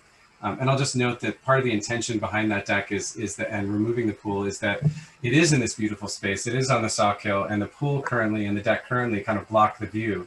And part of our mission is to connect, you know, have people who come to also be connected with nature. So we felt like removing the pool and having the deck kind of slope down into, or step down into the creek would be good. But as for events, I mean, I would more or less answer the question with a question and ask what are our limitations there, and we can absolutely work within whatever the board, you know, tells us that we can do. But we would like to do outdoor events because it is a beautiful space, and it is, you know, it is right there on the creek. Well, it'd be parking. Parking would be our big issue. Parking is an issue. It's I'll say we've had limited discussions on that. You know, obviously we don't want people on 212. That's a hard pass for us as well. And so can you partner with something like St. Gregory's Church for parking or anything like that? Because it's on my list to call both the church and the Access Physical Therapy to see if there's any possibility to do overflow there. You know, depending on what kind of numbers we're allowed to do, and you know, if it's a slightly bigger event. We do have the farm and could have people shuttle over from the farm depending on, you know, again, what kind of event and that kind of thing. I imagine most of the things that we'll do, you know, say a good 80-90% are going to be much smaller and not, you know, not super high traffic. You know, things like workshops, education, people using the kitchen, that kind of thing. But for those events, we are starting to think about what that would look like and just keeping some of the considerations you brought up already into account. Okay. And another issue is that as far as SDA septic approval through the county, planning board would have to get county approval of what you propose. In other words, you're going to have to get an engineer to design a system, or even, I know we went through it with the last application. Yeah. So the system needed to be designed and then goes to the county for approval before we can approve. Yeah, I spoke with Larry Allen about the septic system. He explained that there is a septic tank in the property, and that is, although it's owned by the owner, it is maintained by the town. He said once we settle on the occupancy of the building, we would have to review and engineer any kind of upgrade that's necessary. And then, you know, we would just, you know, figure out what's required. Right. So It's just that we would have to make sure that the planning board has to make sure that the county health department has Yeah. an approval. Okay. So again, you know, what we went through before in review, the biggest issue is the house to your north, because they're very close to the property, and screening them from parking and lights. They're your closest neighbor, and when we have a public hearing on your case, all your neighbors will get to come and ask questions. So we're trying to make sure we've covered it all first, so that we have the answers for them. So that's why we will schedule a site visit, and we can do this two ways. Are you folks on the facility now? Is there anybody living there? Or if No, we it's do a site- vacant. No one's there. So to set up a site visit, would someone from your organization be able to meet us there to walk us around the site? Absolutely, I can do that. I can be there too. Great. Okay. That would be great. So Melissa, we'll figure out who our site reps will be, and then connect with them to set up a time to look, okay? Perfect. That's great. Any other questions from board members regarding the site and the project? No, thank you, everybody. Do, Yeah, do I have any thank you all. volunteers for site rep right now? Thank you. Here. Okay, great. Can So somebody turn off that screen? Oh, Laura, can you get out? Laura, can you turn off your screen? Thank you. There we go. Thank you. I do it too. Do we have volunteers for site reps, just so I know who wants to go? James? James, I'll go. I'll volunteer. All right. Awesome. Hey, there's Judy. Hi, Judy. I had a very nice reading and it's done, and I thought there was probably some meeting left, so. Oh, you're just in time. You're just in time for our short-term rental vote. So okay, so it's this was this first sketch plan review of this new proposal for this site. It's a very great project. It sounds wonderful, and we just want to make sure that we've got everything zoning wise covered. Do you want to know what Ellen's? Yes, please. said? Okay. So basically, we're converting the existing single-family formerly a health facility into a cultural facility and mixed-use residential retreat. Requires special use permit and site plan review. Okay, that's what we're doing. That was it? Is that the building across the street from Access PT? Yes, it is. It is. Yeah. I actually drove back there back when it was being looked at. I don't, was that Laura or was that a previous owner? Maybe Teresa Smith, probably. Yeah, I didn't actually get in to see the building. I did see how far It's back. borderline dangerous inside right now, but I'm happy to take anyone through. Whoever owned it before did a lot of personal demolition work, let's just say, and it's fun in there. It's a bee's nest. Well, I don't walk. Don't walk very well, so I'll let the other people who are. Okay. Well, don't worry, the planning board's not concerned about what's inside the building, so. All right. Well, I appreciate all of your time and your feedback. The comments that we got are really, really helpful. Thank you very much. Stuart, did you have a question there? No, it's just, I thought maybe we could get some hard hats from the highway department. I can work on that if you would like that, Stuart. I'll take care of that for you. Okay, folks. I would not to have a hard hat. Okay. Thank you so much for your time. Thank you. It's a great project, and we'll see you at the next sketch plan review. Okay, Perfect. thank you all. Have a good night. And I'll dig that case back out from my mapping because I did it way back. Yeah, that was a while ago. Okay, so now under discussions and comments, we're dealing with the proposed amendments to the zoning law for comment and the draft of the moratorium local law. Who would like to address that? I wish I understood the moratorium. What are they trying to moratorium? We're not there yet. We're only on the other two, laws 2 and 3. Okay. Sorry, Judy. I looked at it, but I don't remember, so I'll look at it again. So, I mean, I read the law, and as I wrote everybody, and it clearly states in the moratorium about short-term rentals. It clearly states that 3 places. It says to stop short-term rentals, the application of short-term rentals. And my only question was, if we've done all that there is in the quota and tonight, what's the point of a moratorium? If we've met the quota and there is no more and can be no more. And I know that's only part of it. The other part is hotels, motels, and stuff like that. Which is actually the one case we just had in front of us just now. Peter? Would fall under that. Yeah. But there are other boards and entities in the town government besides the planning board. So, it's theoretically someone could make an application to the zoning board to dealing with a short-term rental issue or building department. And so the law basically tells all of the arms of the town government to put a hold on things. Right. I get it. I get it. I'll know a lot more.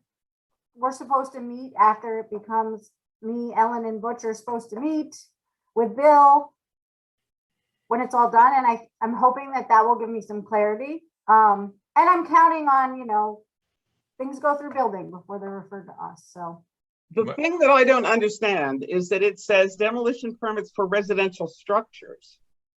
Now, later on, it says to convert them into non-residential, but that's not what it says. So I don't, demolition permits allowing the demolition of existing residences. Why do that without specifying the reason? I mean, there might be reasons for demolishing an existing residence that are not commercial. Right. And there's also the fact that in certain zoning districts, we allow mixed uses already. So you can convert a residential to a commercial in the hamlet commercial districts as it is. I guess my biggest question is this, we're trying to are we trying to fix a code that we just wrote not correctly? In other words, we created the short-term rental law and now we're saying, oops, we don't like that, but we sent it to the planning board to get approved or not approved.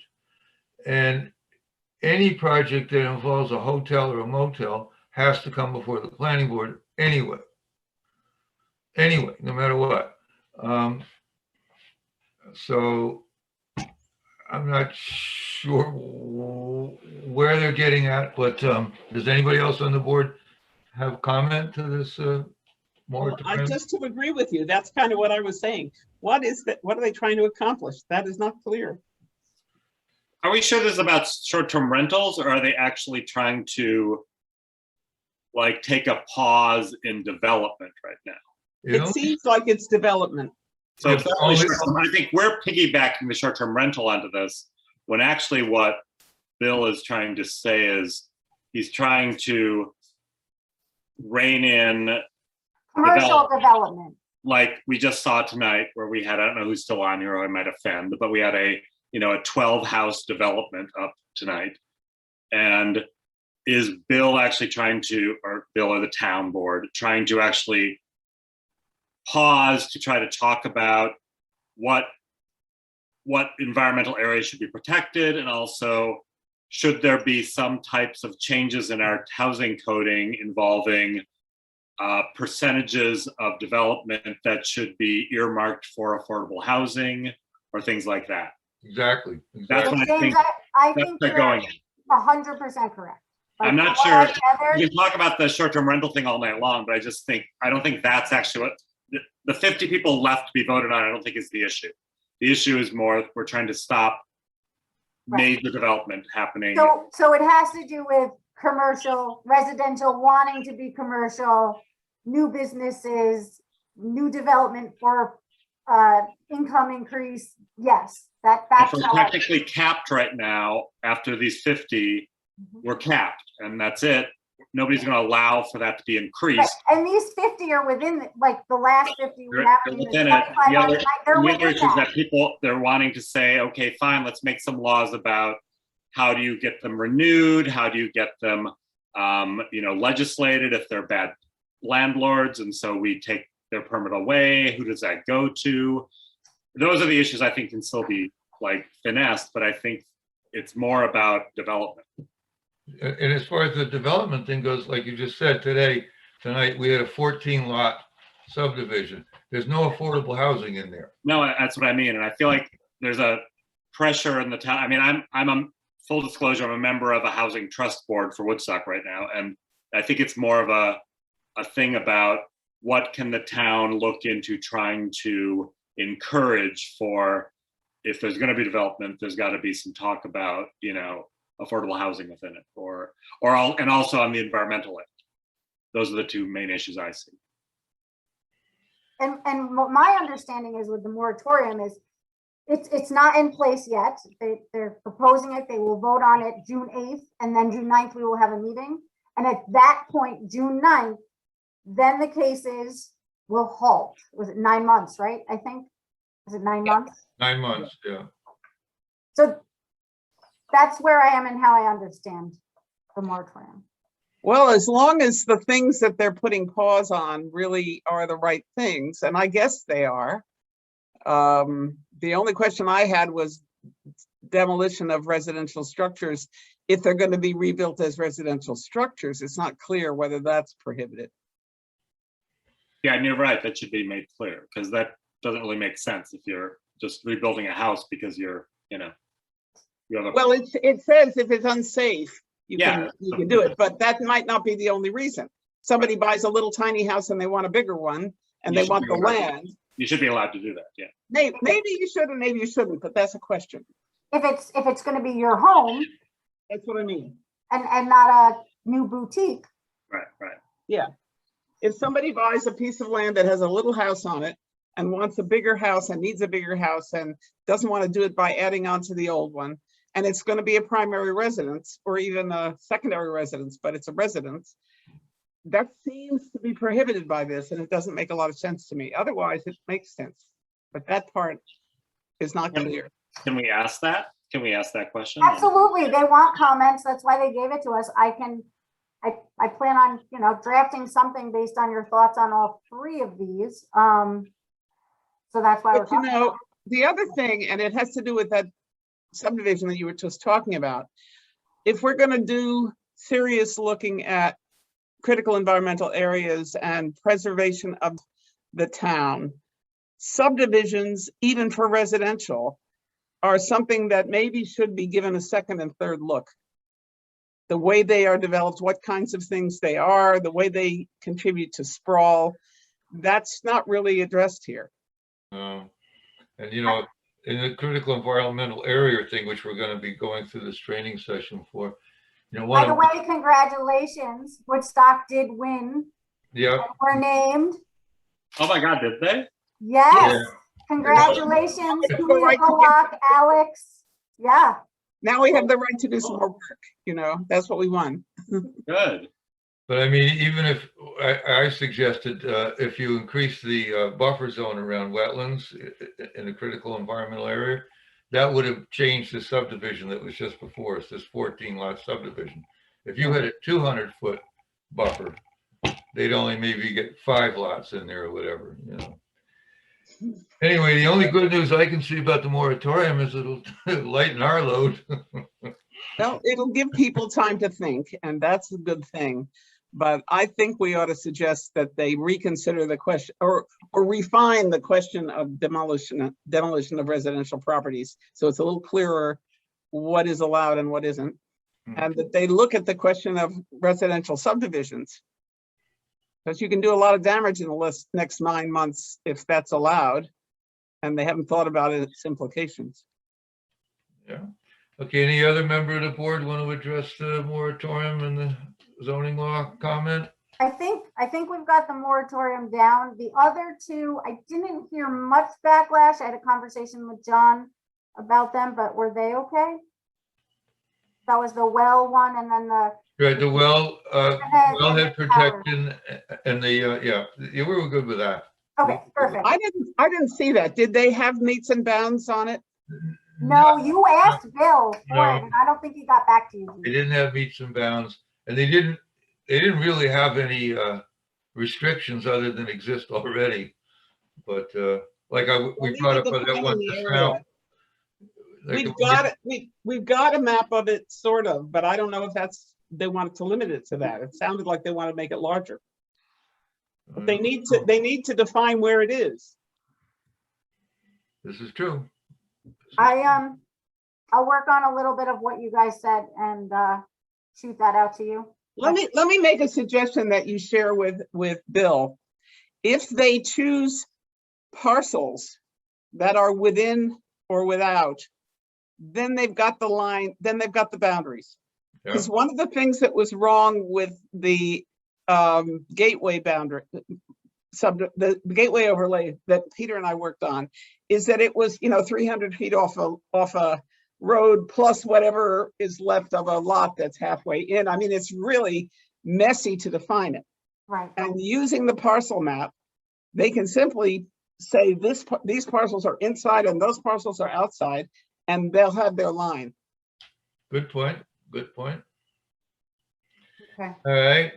Anybody else? John, any questions or suggestions for this? Well, Peter, the moratoriums, many of us have lived through multiple moratoriums, and there always seem to be a lot of wrinkles. So it requires a good hard look first, whether or not it's really of any benefit. And to your question or to your comment regarding that 14 lot subdivision is on one nasty curve. And I think there should be a discussion as to whether or not there's another way of ingress or egress to that parcel. Well, they did ask them if they could get down and off Blockman Lane, and they said no. And they did put the entrance below the big red barn, which is sort of in the middle of that straightaway. And they're limited by wetlands where they can actually put the road. So I don't know how much leeway there is to, because the wetlands kind of determine where the road is. And they're away from the curve quite a bit, from that big curve. They're down here, but it's still a question of traffic. How much traffic is going to be generated going in and out of there. Anyhow, this is Brian. If I may, first, I sincerely appreciate the guidance and opinions and information that all the planning board members have given on this.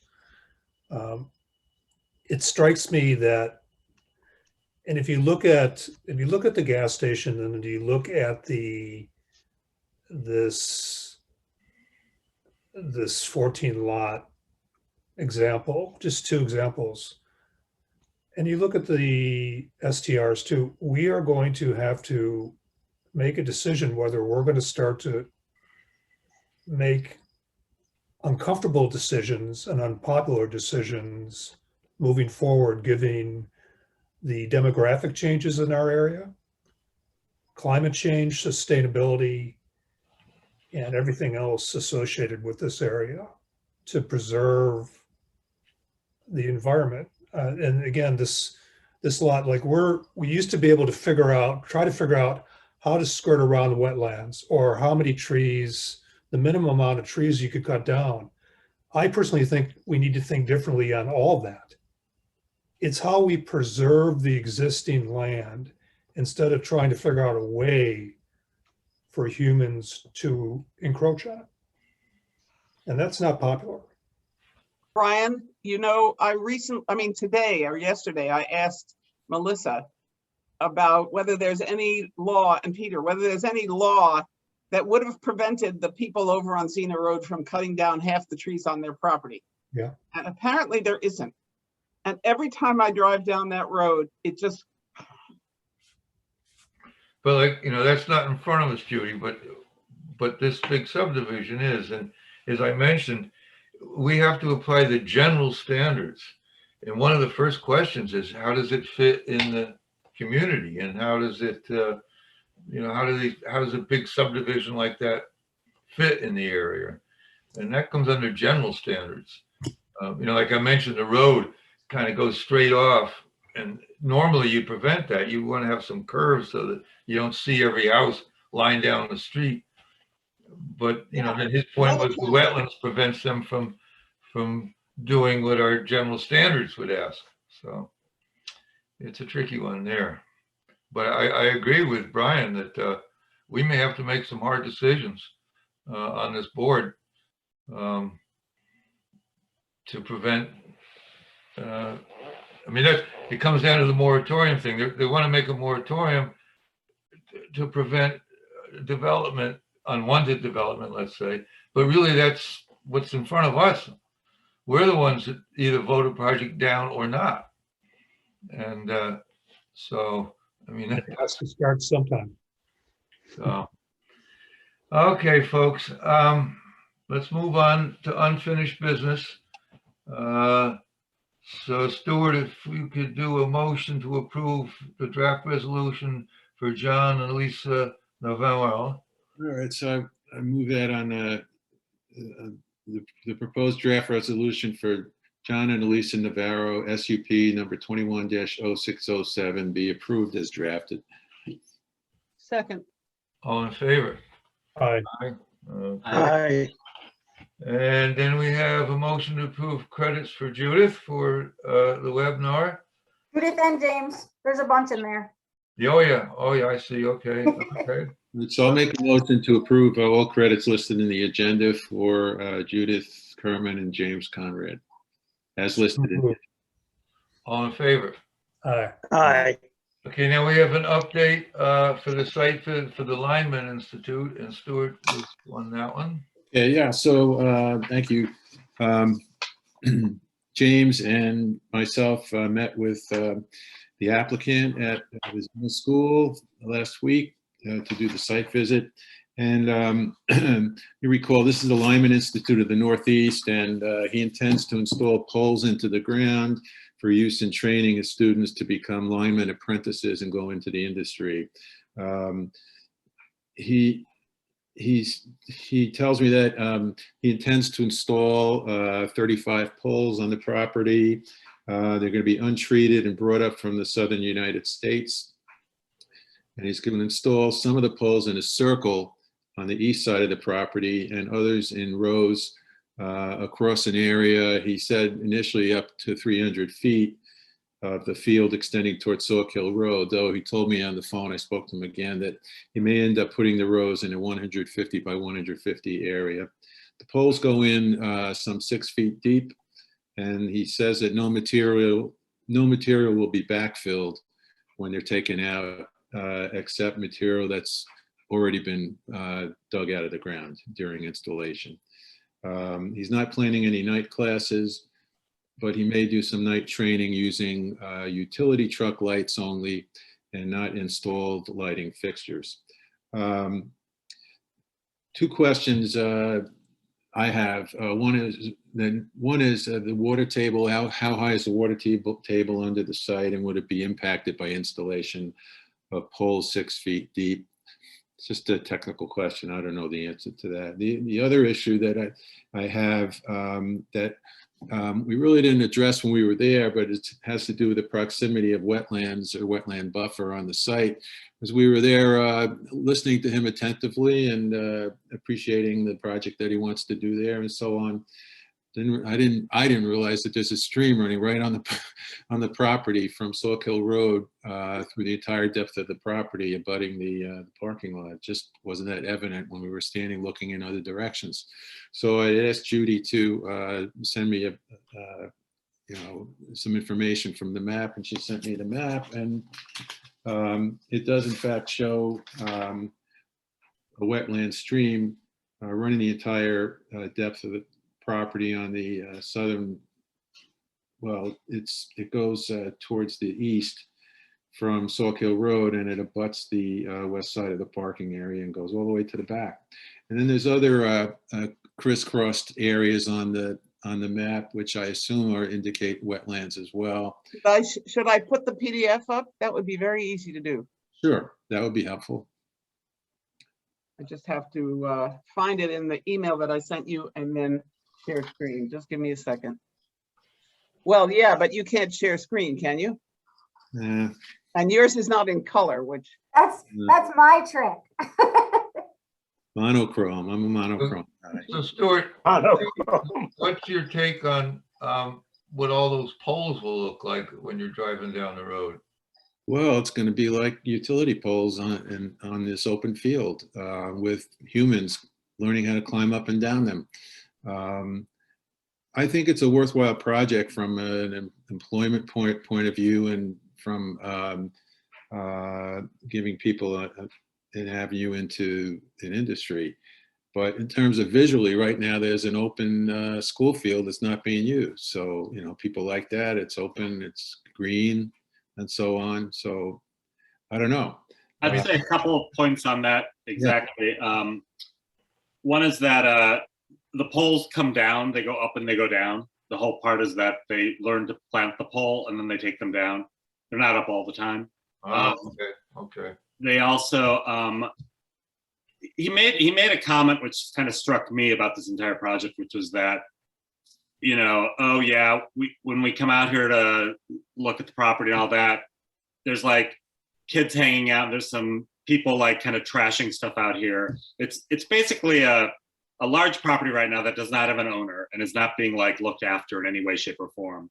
Right. And I actually find that to be a little problematic. And the idea that the school wants to actually do this project where they're going to be training, you know, utility pole people, which is what we all use on a daily basis, I actually find it to be kind of a really great fit for this. I'm like, we talk a lot about subdivisions and all this. Well, this isn't a subdivision. This isn't like 20 houses getting built, you know, close to a wetland. There's actually like, you know, just guys learning how to plant poles and climb them and take them down. So that's my just take on it, that I thought was actually a very good thing for our community for that. Yeah, Do you see the map? Yeah. Yes, thank you, Judith. I agree, James, that to see that school building being used rather than fade away into mold is a good thing. I mean, I'm glad that they're using the school building. I'm just wondering what the activity of poles going up and down all the time will have on the neighbors, but it shouldn't be a problem because you have, you know, the medical on one side and the tennis courts, and so I don't see it should be a problem. I don't think it's, he said one comment too, which I found funny, was he said, well, you know, the difference is 100 kids out screaming in a field versus, you know, a dozen guys planting a pole and climbing it. Like, what would the neighbors complain about more? And I was like, a little like, yeah, I think actually your pole climbing would be a little more quiet. So I don't know. Yeah, I think that's probably true. Yeah, the green areas there are the wetlands. This is the New York State one, so they're slightly wider on the New York State one than on the Hudsonia one for some reason. And I don't know what that squarish thing near the road is. It must be a pond or something. Did you notice a pond? I have to go back and take another look. It might. I didn't notice that at all. No. That can be septic, could it? Could be, I don't know. I don't think so. I mean, it's on both the Hudsonia list and the New York State wetlands. So It's kind of a reeded area, you know, you have to. It's not the area they're really doing. It's more right above it. yeah, I would think so. That's a pretty big That's what area. the field is, where they're doing the Yeah. pole stuff. But they're not going to be building. There was brush like to the end where they were doing it before you got to the road. Right. They're not going to be building anything, so I don't think that's. Anyone remember there was an article in the Freeman regarding the first female graduates from their pole climbing school? Yeah, and they also And then do they had a scholarship video, stuff. They do which is a scholarship link to,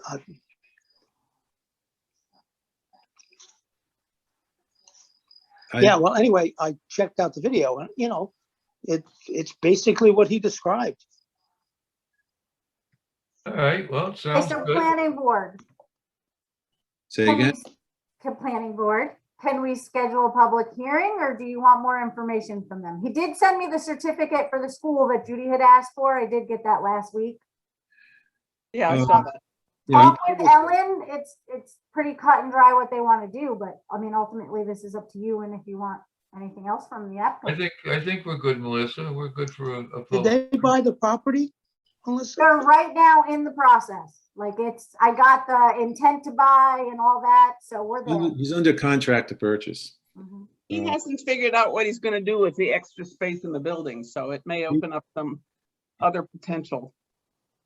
Well, there's uses that are, I Chinese food restaurant would be convenient. don't know if it's permitted. All right, so is there, Melissa, is there an issue having the public hearing before the sale has been finalized? No, because he has intent. I mean, yeah, no, we do cases all the time with before, because if they can't do what they're gonna do, they're not gonna buy the property. Right. Right, but whose name are we giving this, the permit to? It would I be the would think- Lineman Institute. I would think we could have the applicant get a document from You could do that. the owner authorizing him to go forward with his application on the owner's I can do an Yep. authorization to represent. it really should be in the name of the owner. No problem, no problem. The other thing is, I think we have to tell him that, I think we should have a restriction. Isn't there a buffer around the stream? Is there- Not that I saw in the documents that I had. Well, I mean, 100-foot buffer from the Sawkill, yeah. from the Sawkill, but how about the stream? There's a stream that's running. Probably a 30 or 40-foot buffer. I don't know. You'd have to look on that stream map. Let me look on the map again. I'll open up my ArcGIS. I think we have to tell him that if he's going to put in poles, they have to be outside of whatever the buffer areas are, because they're not indicated on the drawing that he gave us. I can include that in the resolution. Absolutely. Right, but I want him to understand that he's going to be restricted from planting his poles, maybe closer than he thought he was going to put them. Right, right. I So think the we site can plan close should to- show that. But I don't want there to be anything coming back that we didn't tell him. So somehow we need to tell him that. Okay, the site plan then their site plan should show that water course and the buffer. Okay. But so you may have to help him tell him where it is, because otherwise, how does he know where the buffer is?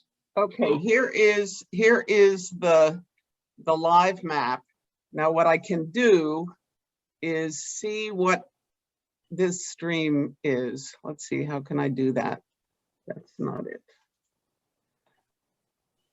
Can I ask a question why Judy is doing this? Sure. Either to Stuart, James, or anybody. It just, if you would have told me that a pole school was going to go in this facility, that's the last thing I would have guessed in my life. And maybe this is none of our purview or business, but I'm having a hard time envisioning it just staying that, given the amount of property there, Right. size of the building, and I think Stuart is thinking the same thing, but is it our position to restrict or have some intent, or what if they come back in 3 years and say, oh, guess what? We're switching from, Change of use would be different. If it's a school, I mean, if he has a dance school or a ballet school or something in there, it's still a school. Got it. Schools are permitted uses of this property, whether they're for profit or not for profit. This is a for-profit school, but I checked the code, they're both permitted uses. And but he did make an offhand comment about the possibility of putting some houses in the far end of the property at some point, which, if he's buying the property, that's a right. Yeah. If assuming that it fits, I don't know. But Okay, I can tell you what we have here. This is a marsh. yeah, This is an intermittent stream that the New York State has indicated as a riverine wetlands, this little skinny thing. And Hudsonia has indicated as an intermittent stream. This is the Sawkill. right. So Judy, that, can you email me that picture? Because I'll send that to him and say it needs to be displayed on the site plan. well, that's the thing I sent you in the PDF. Okay, then I It's got just- it. You have to print, I sent you 2 PDFs. Yep, I got And them. One is the New York one, that's the one you have here. And the one that just has the skinny lines is the Hudsonia. Okay, got it. Then I got it. But I'll give him that to have a reference of what needs to be on the site plan. Yeah. Thank you. Right. Because that square thing is definitely a marsh. And this is definitely an intermittent stream. And by the way, the meetings that I went to with Ingrid, this training, one of the points they made was that there are lots of streams that are not designated wetlands that are still important ecologically. Intermittent streams feed into in this case, the Sauk Hill. They're part of the watershed. So there are still important things to pay attention to, even if they are, like, for example, they have to be really careful not to spill anything in there. If they were to start bringing trucks in and there was oil, that could be a problem. So they need to be aware that this is really area that they have to protect. And it does run right next to the parking lot.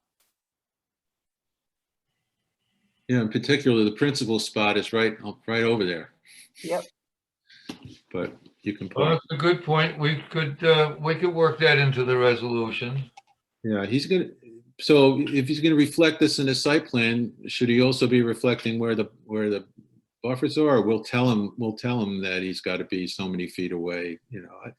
I'm just wondering about the mechanics of it. Right, I think we could put it in the resolution that intermittent stream needs to be protected by the buffer, and that no oils or discharge or anything go in it. But also, do we want to restrict him as to where he can plant his poles? He can't plant, within so many feet of the wetlands. Within the buffer of it, right? Yeah. So we got to tell him where that is. Yeah. Yeah. Uh-huh. Yeah, I have certainly got buffer indicators from Hudsonia, but they're not on this map. Well, they are on this map. Hold on a second. But they tend to be rather large. Well, wetland complex, for example, just to look at what it does. You see, no, that didn't open up much. Sometimes they do. Stream buffers. Yeah, it doesn't really make much of a difference here. Sometimes it makes a big difference, but I don't see anything here. This may be wet down here too from the color of it. He's not talking about doing anything over there. Right, but this is definitely, if I turn off that wetlands layer, just a second, you see it. Yeah. One of the things they were teaching us in those courses was how to look at things from the air, as well as contour lines, to identify things that are not identified legally. Well, we got to keep him away from the wet areas and something. all right. So, Melissa, why don't you can set them up for a public hearing, but ask them to adjust their site plan to show this intermittent stream. What I'm going to do is exactly that, but I'm not going to mention public hearing until I have an updated site plan and it looks good to me. And then we'll move forward. Yeah. I'm looking at where they cross. I'm looking at where they cross it, and I don't know if that's a little bridge or what it is. For the kids, that's probably for the kids to go It's to a the pathway. We want to cross it ourselves. It's just a pathway. Yeah. Okay. Yeah. So for him to bring trucks over there, they're gonna have to do something different. Exactly. If they're gonna put trucks in that field, big, huge trucks. Yeah. They need to He's cross. gonna have to bridge it, not drive across it. Right, Yeah. right, right. I mean, he can have trucks here, but then he's got to get the material across the road, across the stream. The truck would set the poles. They set the poles with trucks, so, and they're big trucks. Do you think we need to bring him back for another sketch plan review to go over all these? I was just going to ask you that, Stuart. You think we should bring him back since you guys are all together and you did the site visit? Why don't we bring him back for the second and I'll let you guys tell him what we want on the new site plan. Yeah. I think so because of that entering into the Sauk Hill. That's The truck thing's important, yeah. Can we get him in? Can we get him in sooner rather than later? I will definitely, as long as his schedule happens, it'll be the second meeting in June. So as soon as I can, yes, absolutely. Okay. Great. All right. Thank you. Of course. And I'll try to schedule a public hearing quickly too. I know he's in a hurry. All right, everybody. I'm glad we reviewed that because that was a good catch to modify that site plan to protect that stream because it does go right into the Sauk Hill, and that's Well, we owe that one to Stuart. He called it. Oh, I couldn't have done it without you, Judy. I just did the research. I just had the materials. We'd have But, the you know, I need to say that I'm very concerned at such a point, whenever it might be, and I'm not saying it soon, that I'm not here. And the town doesn't have a backup person with the skills to do this stuff, and we should. We should. Agree. Well, good catch, everybody, because that's the last thing we need is the DEC to come beat on our door and say, what did we do? So, well, now we come to our favorite part of the meeting. Okay, so I just want to go over a few things. I know we've beat the horse to death. So I got in 25, and to accommodate you guys, and I think this will help you vote, I split them up as owner occupied and non-owner occupied. Stuart and I and the board went back and forth, and we never made a clear decision because the law kind of states it and it trumps it. So I kept the original resolution that we were using. Please all know, Butch and I work together to do these. He's Mr. Zoning over there, and he looks all the time on Airbnb and catches violations. Like he's doing really due diligence for these. So, okay, with that in mind. Good, any questions? Okay, the first group I did owner occupied. Why don't we treat them, you know, if you're going to make motions, why don't we treat them in two batches? That's why I separated it that way. I did, because I knew that's what you guys wanted. Okay? Yep, sounds good. Good. All right, so the first one is owner occupied. We have a couple. SUP number 210615, Malin Pierce. SUP number 210616, Jason L. Fine and Tracy Bonham. SUP number 21-0617, Christine Fitzsimmons. SUP number 21-0620, Robin Selman and Karen S. Cook. SUP number 21-0621, Jana R. and Richard Tannenbaum. SUP number 21-0622, Adam Kale. SUP number 210623, Road 802 Wittenberg LLC. SUP number 210625, DeWitt Conklin and Emmett Torres. SUP number 21-0626, Gail H. Burbank and Kenneth Cohen. Again, these were all owner occupied. Someone please make a draft to approve these resolutions. Well, I'm gonna Excuse make a me, one question. Yes. LLC, owner occupied? Yes. Again, reminder, anyone can create an LLC. I have one. People They own probably- their houses on their LLCs. They actually do. They probably have it for reasons of insurance and liability. Doesn't mean they don't live there, but that's Butch's call, whether they're living there. That's true. Okay, So I'll make a motion that the planning board approve and adopt the resolutions as drafted for the owner occupied STR cases just recited by our clerk. Second. all in favor? Aye. Aye. Aye. Thank you. Okay, Brian, nay, Yes, not for owner occupied? correct. Okay. Okay, so the next batch is non-owner occupied. There's a few more. Before, hold on, before you recite those, is there any, does anyone have any discussion on the non-owner occupieds? well, you know, I read what you guys went back and forth on, and Melissa wrote that they only go to the present owner. But I saw what Stuart said, that the law said that it can be transferred. So that. Within by 30 us- days. Huh? Within 30 days. The Right, law said that registrations can be transferred. It's a but little, not the special use permit. doesn't mention the special use permit. Right, but we're saying that the special use permit cannot be transferred. Well, let's do it and see what happens. That's the way we're writing the SUP, right? If they can't transfer. Right, To Tanner- the I present. left it normal. I mean, you guys can tell me what you want me to do. We had the conversation. Bill never got back to me. He was supposed to talk to Rod and see, because he thought it might be a legal issue. Well, then read them off and we'll go for a vote, I guess. Okay, non-owner occupied, SUP number 21-0609, Doreen Shanaz and Robert Craybill. SUP number 21-0610, Raymond T. Doherty. SUP number 21-0611, Mark H. Paskin, Nathan Lehman Zabarth, Amy Blackman, and Leonard Navarro II. SUP number 21-0612, Alexander and Dana M. Kalevzin. SUP number 21-0613, Karen Kostikian. SUP number 21-0614, Robert S. and Cherry House. SUP number 21-0618, Estate of Virginia Hancock. SUP number 21-0619, Lazova Nympha LLC. SUP number 21-0624, Alexander C. and David F. Bagley. SUP number 21-0627, Leora Perlman and Meredith Greenberg.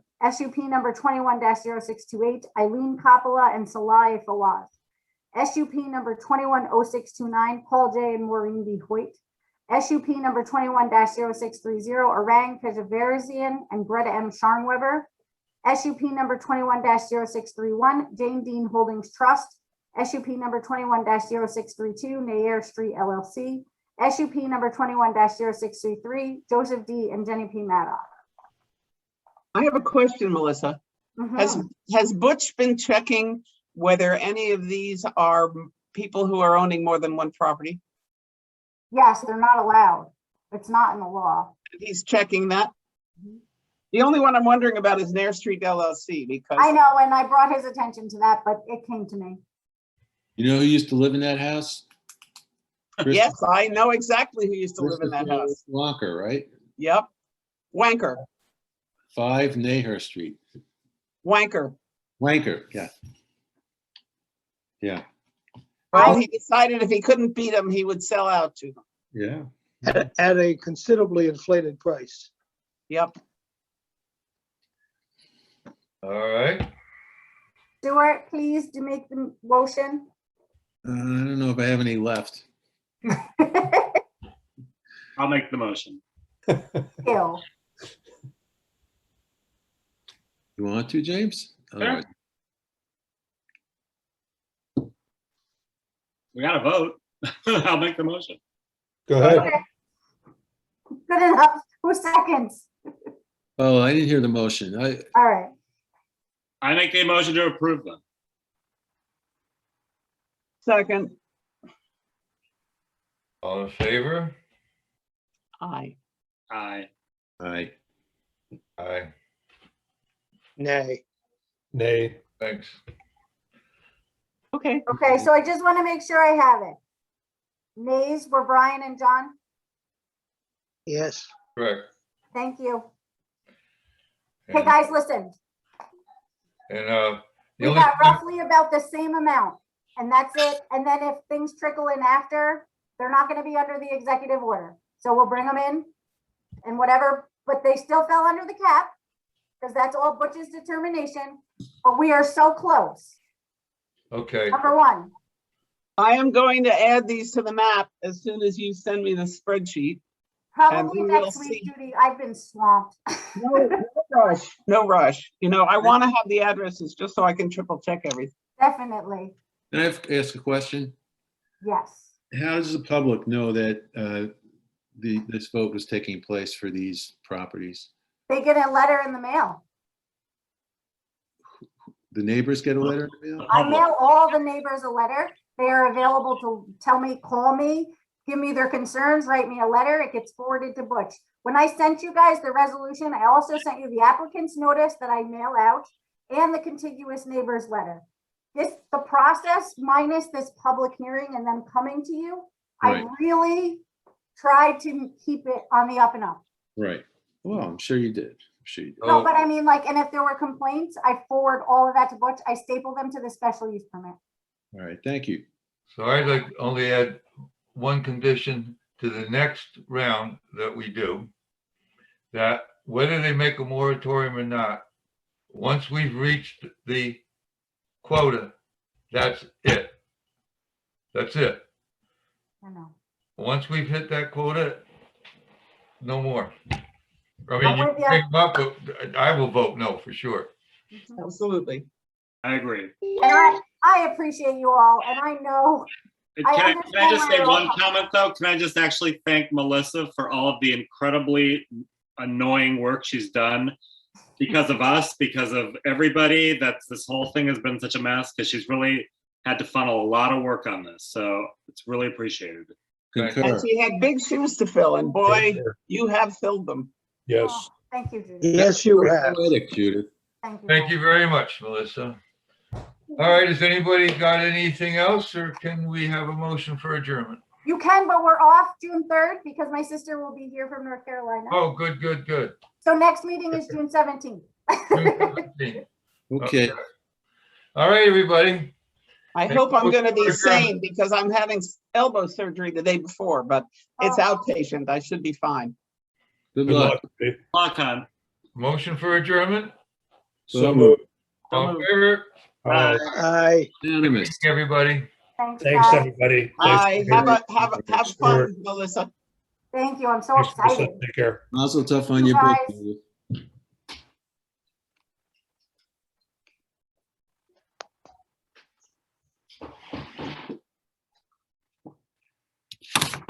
James, thank you. Thank you, Ann. That was very Thank you sweet for of you. very hard work you've done. It's been a nightmare, I know. We're so close. For no fault of your own. You've just been yanked around like a yo-yo on this. So thank you for sticking with it. Of course, of course. Good night, you. All right, bye. Bye.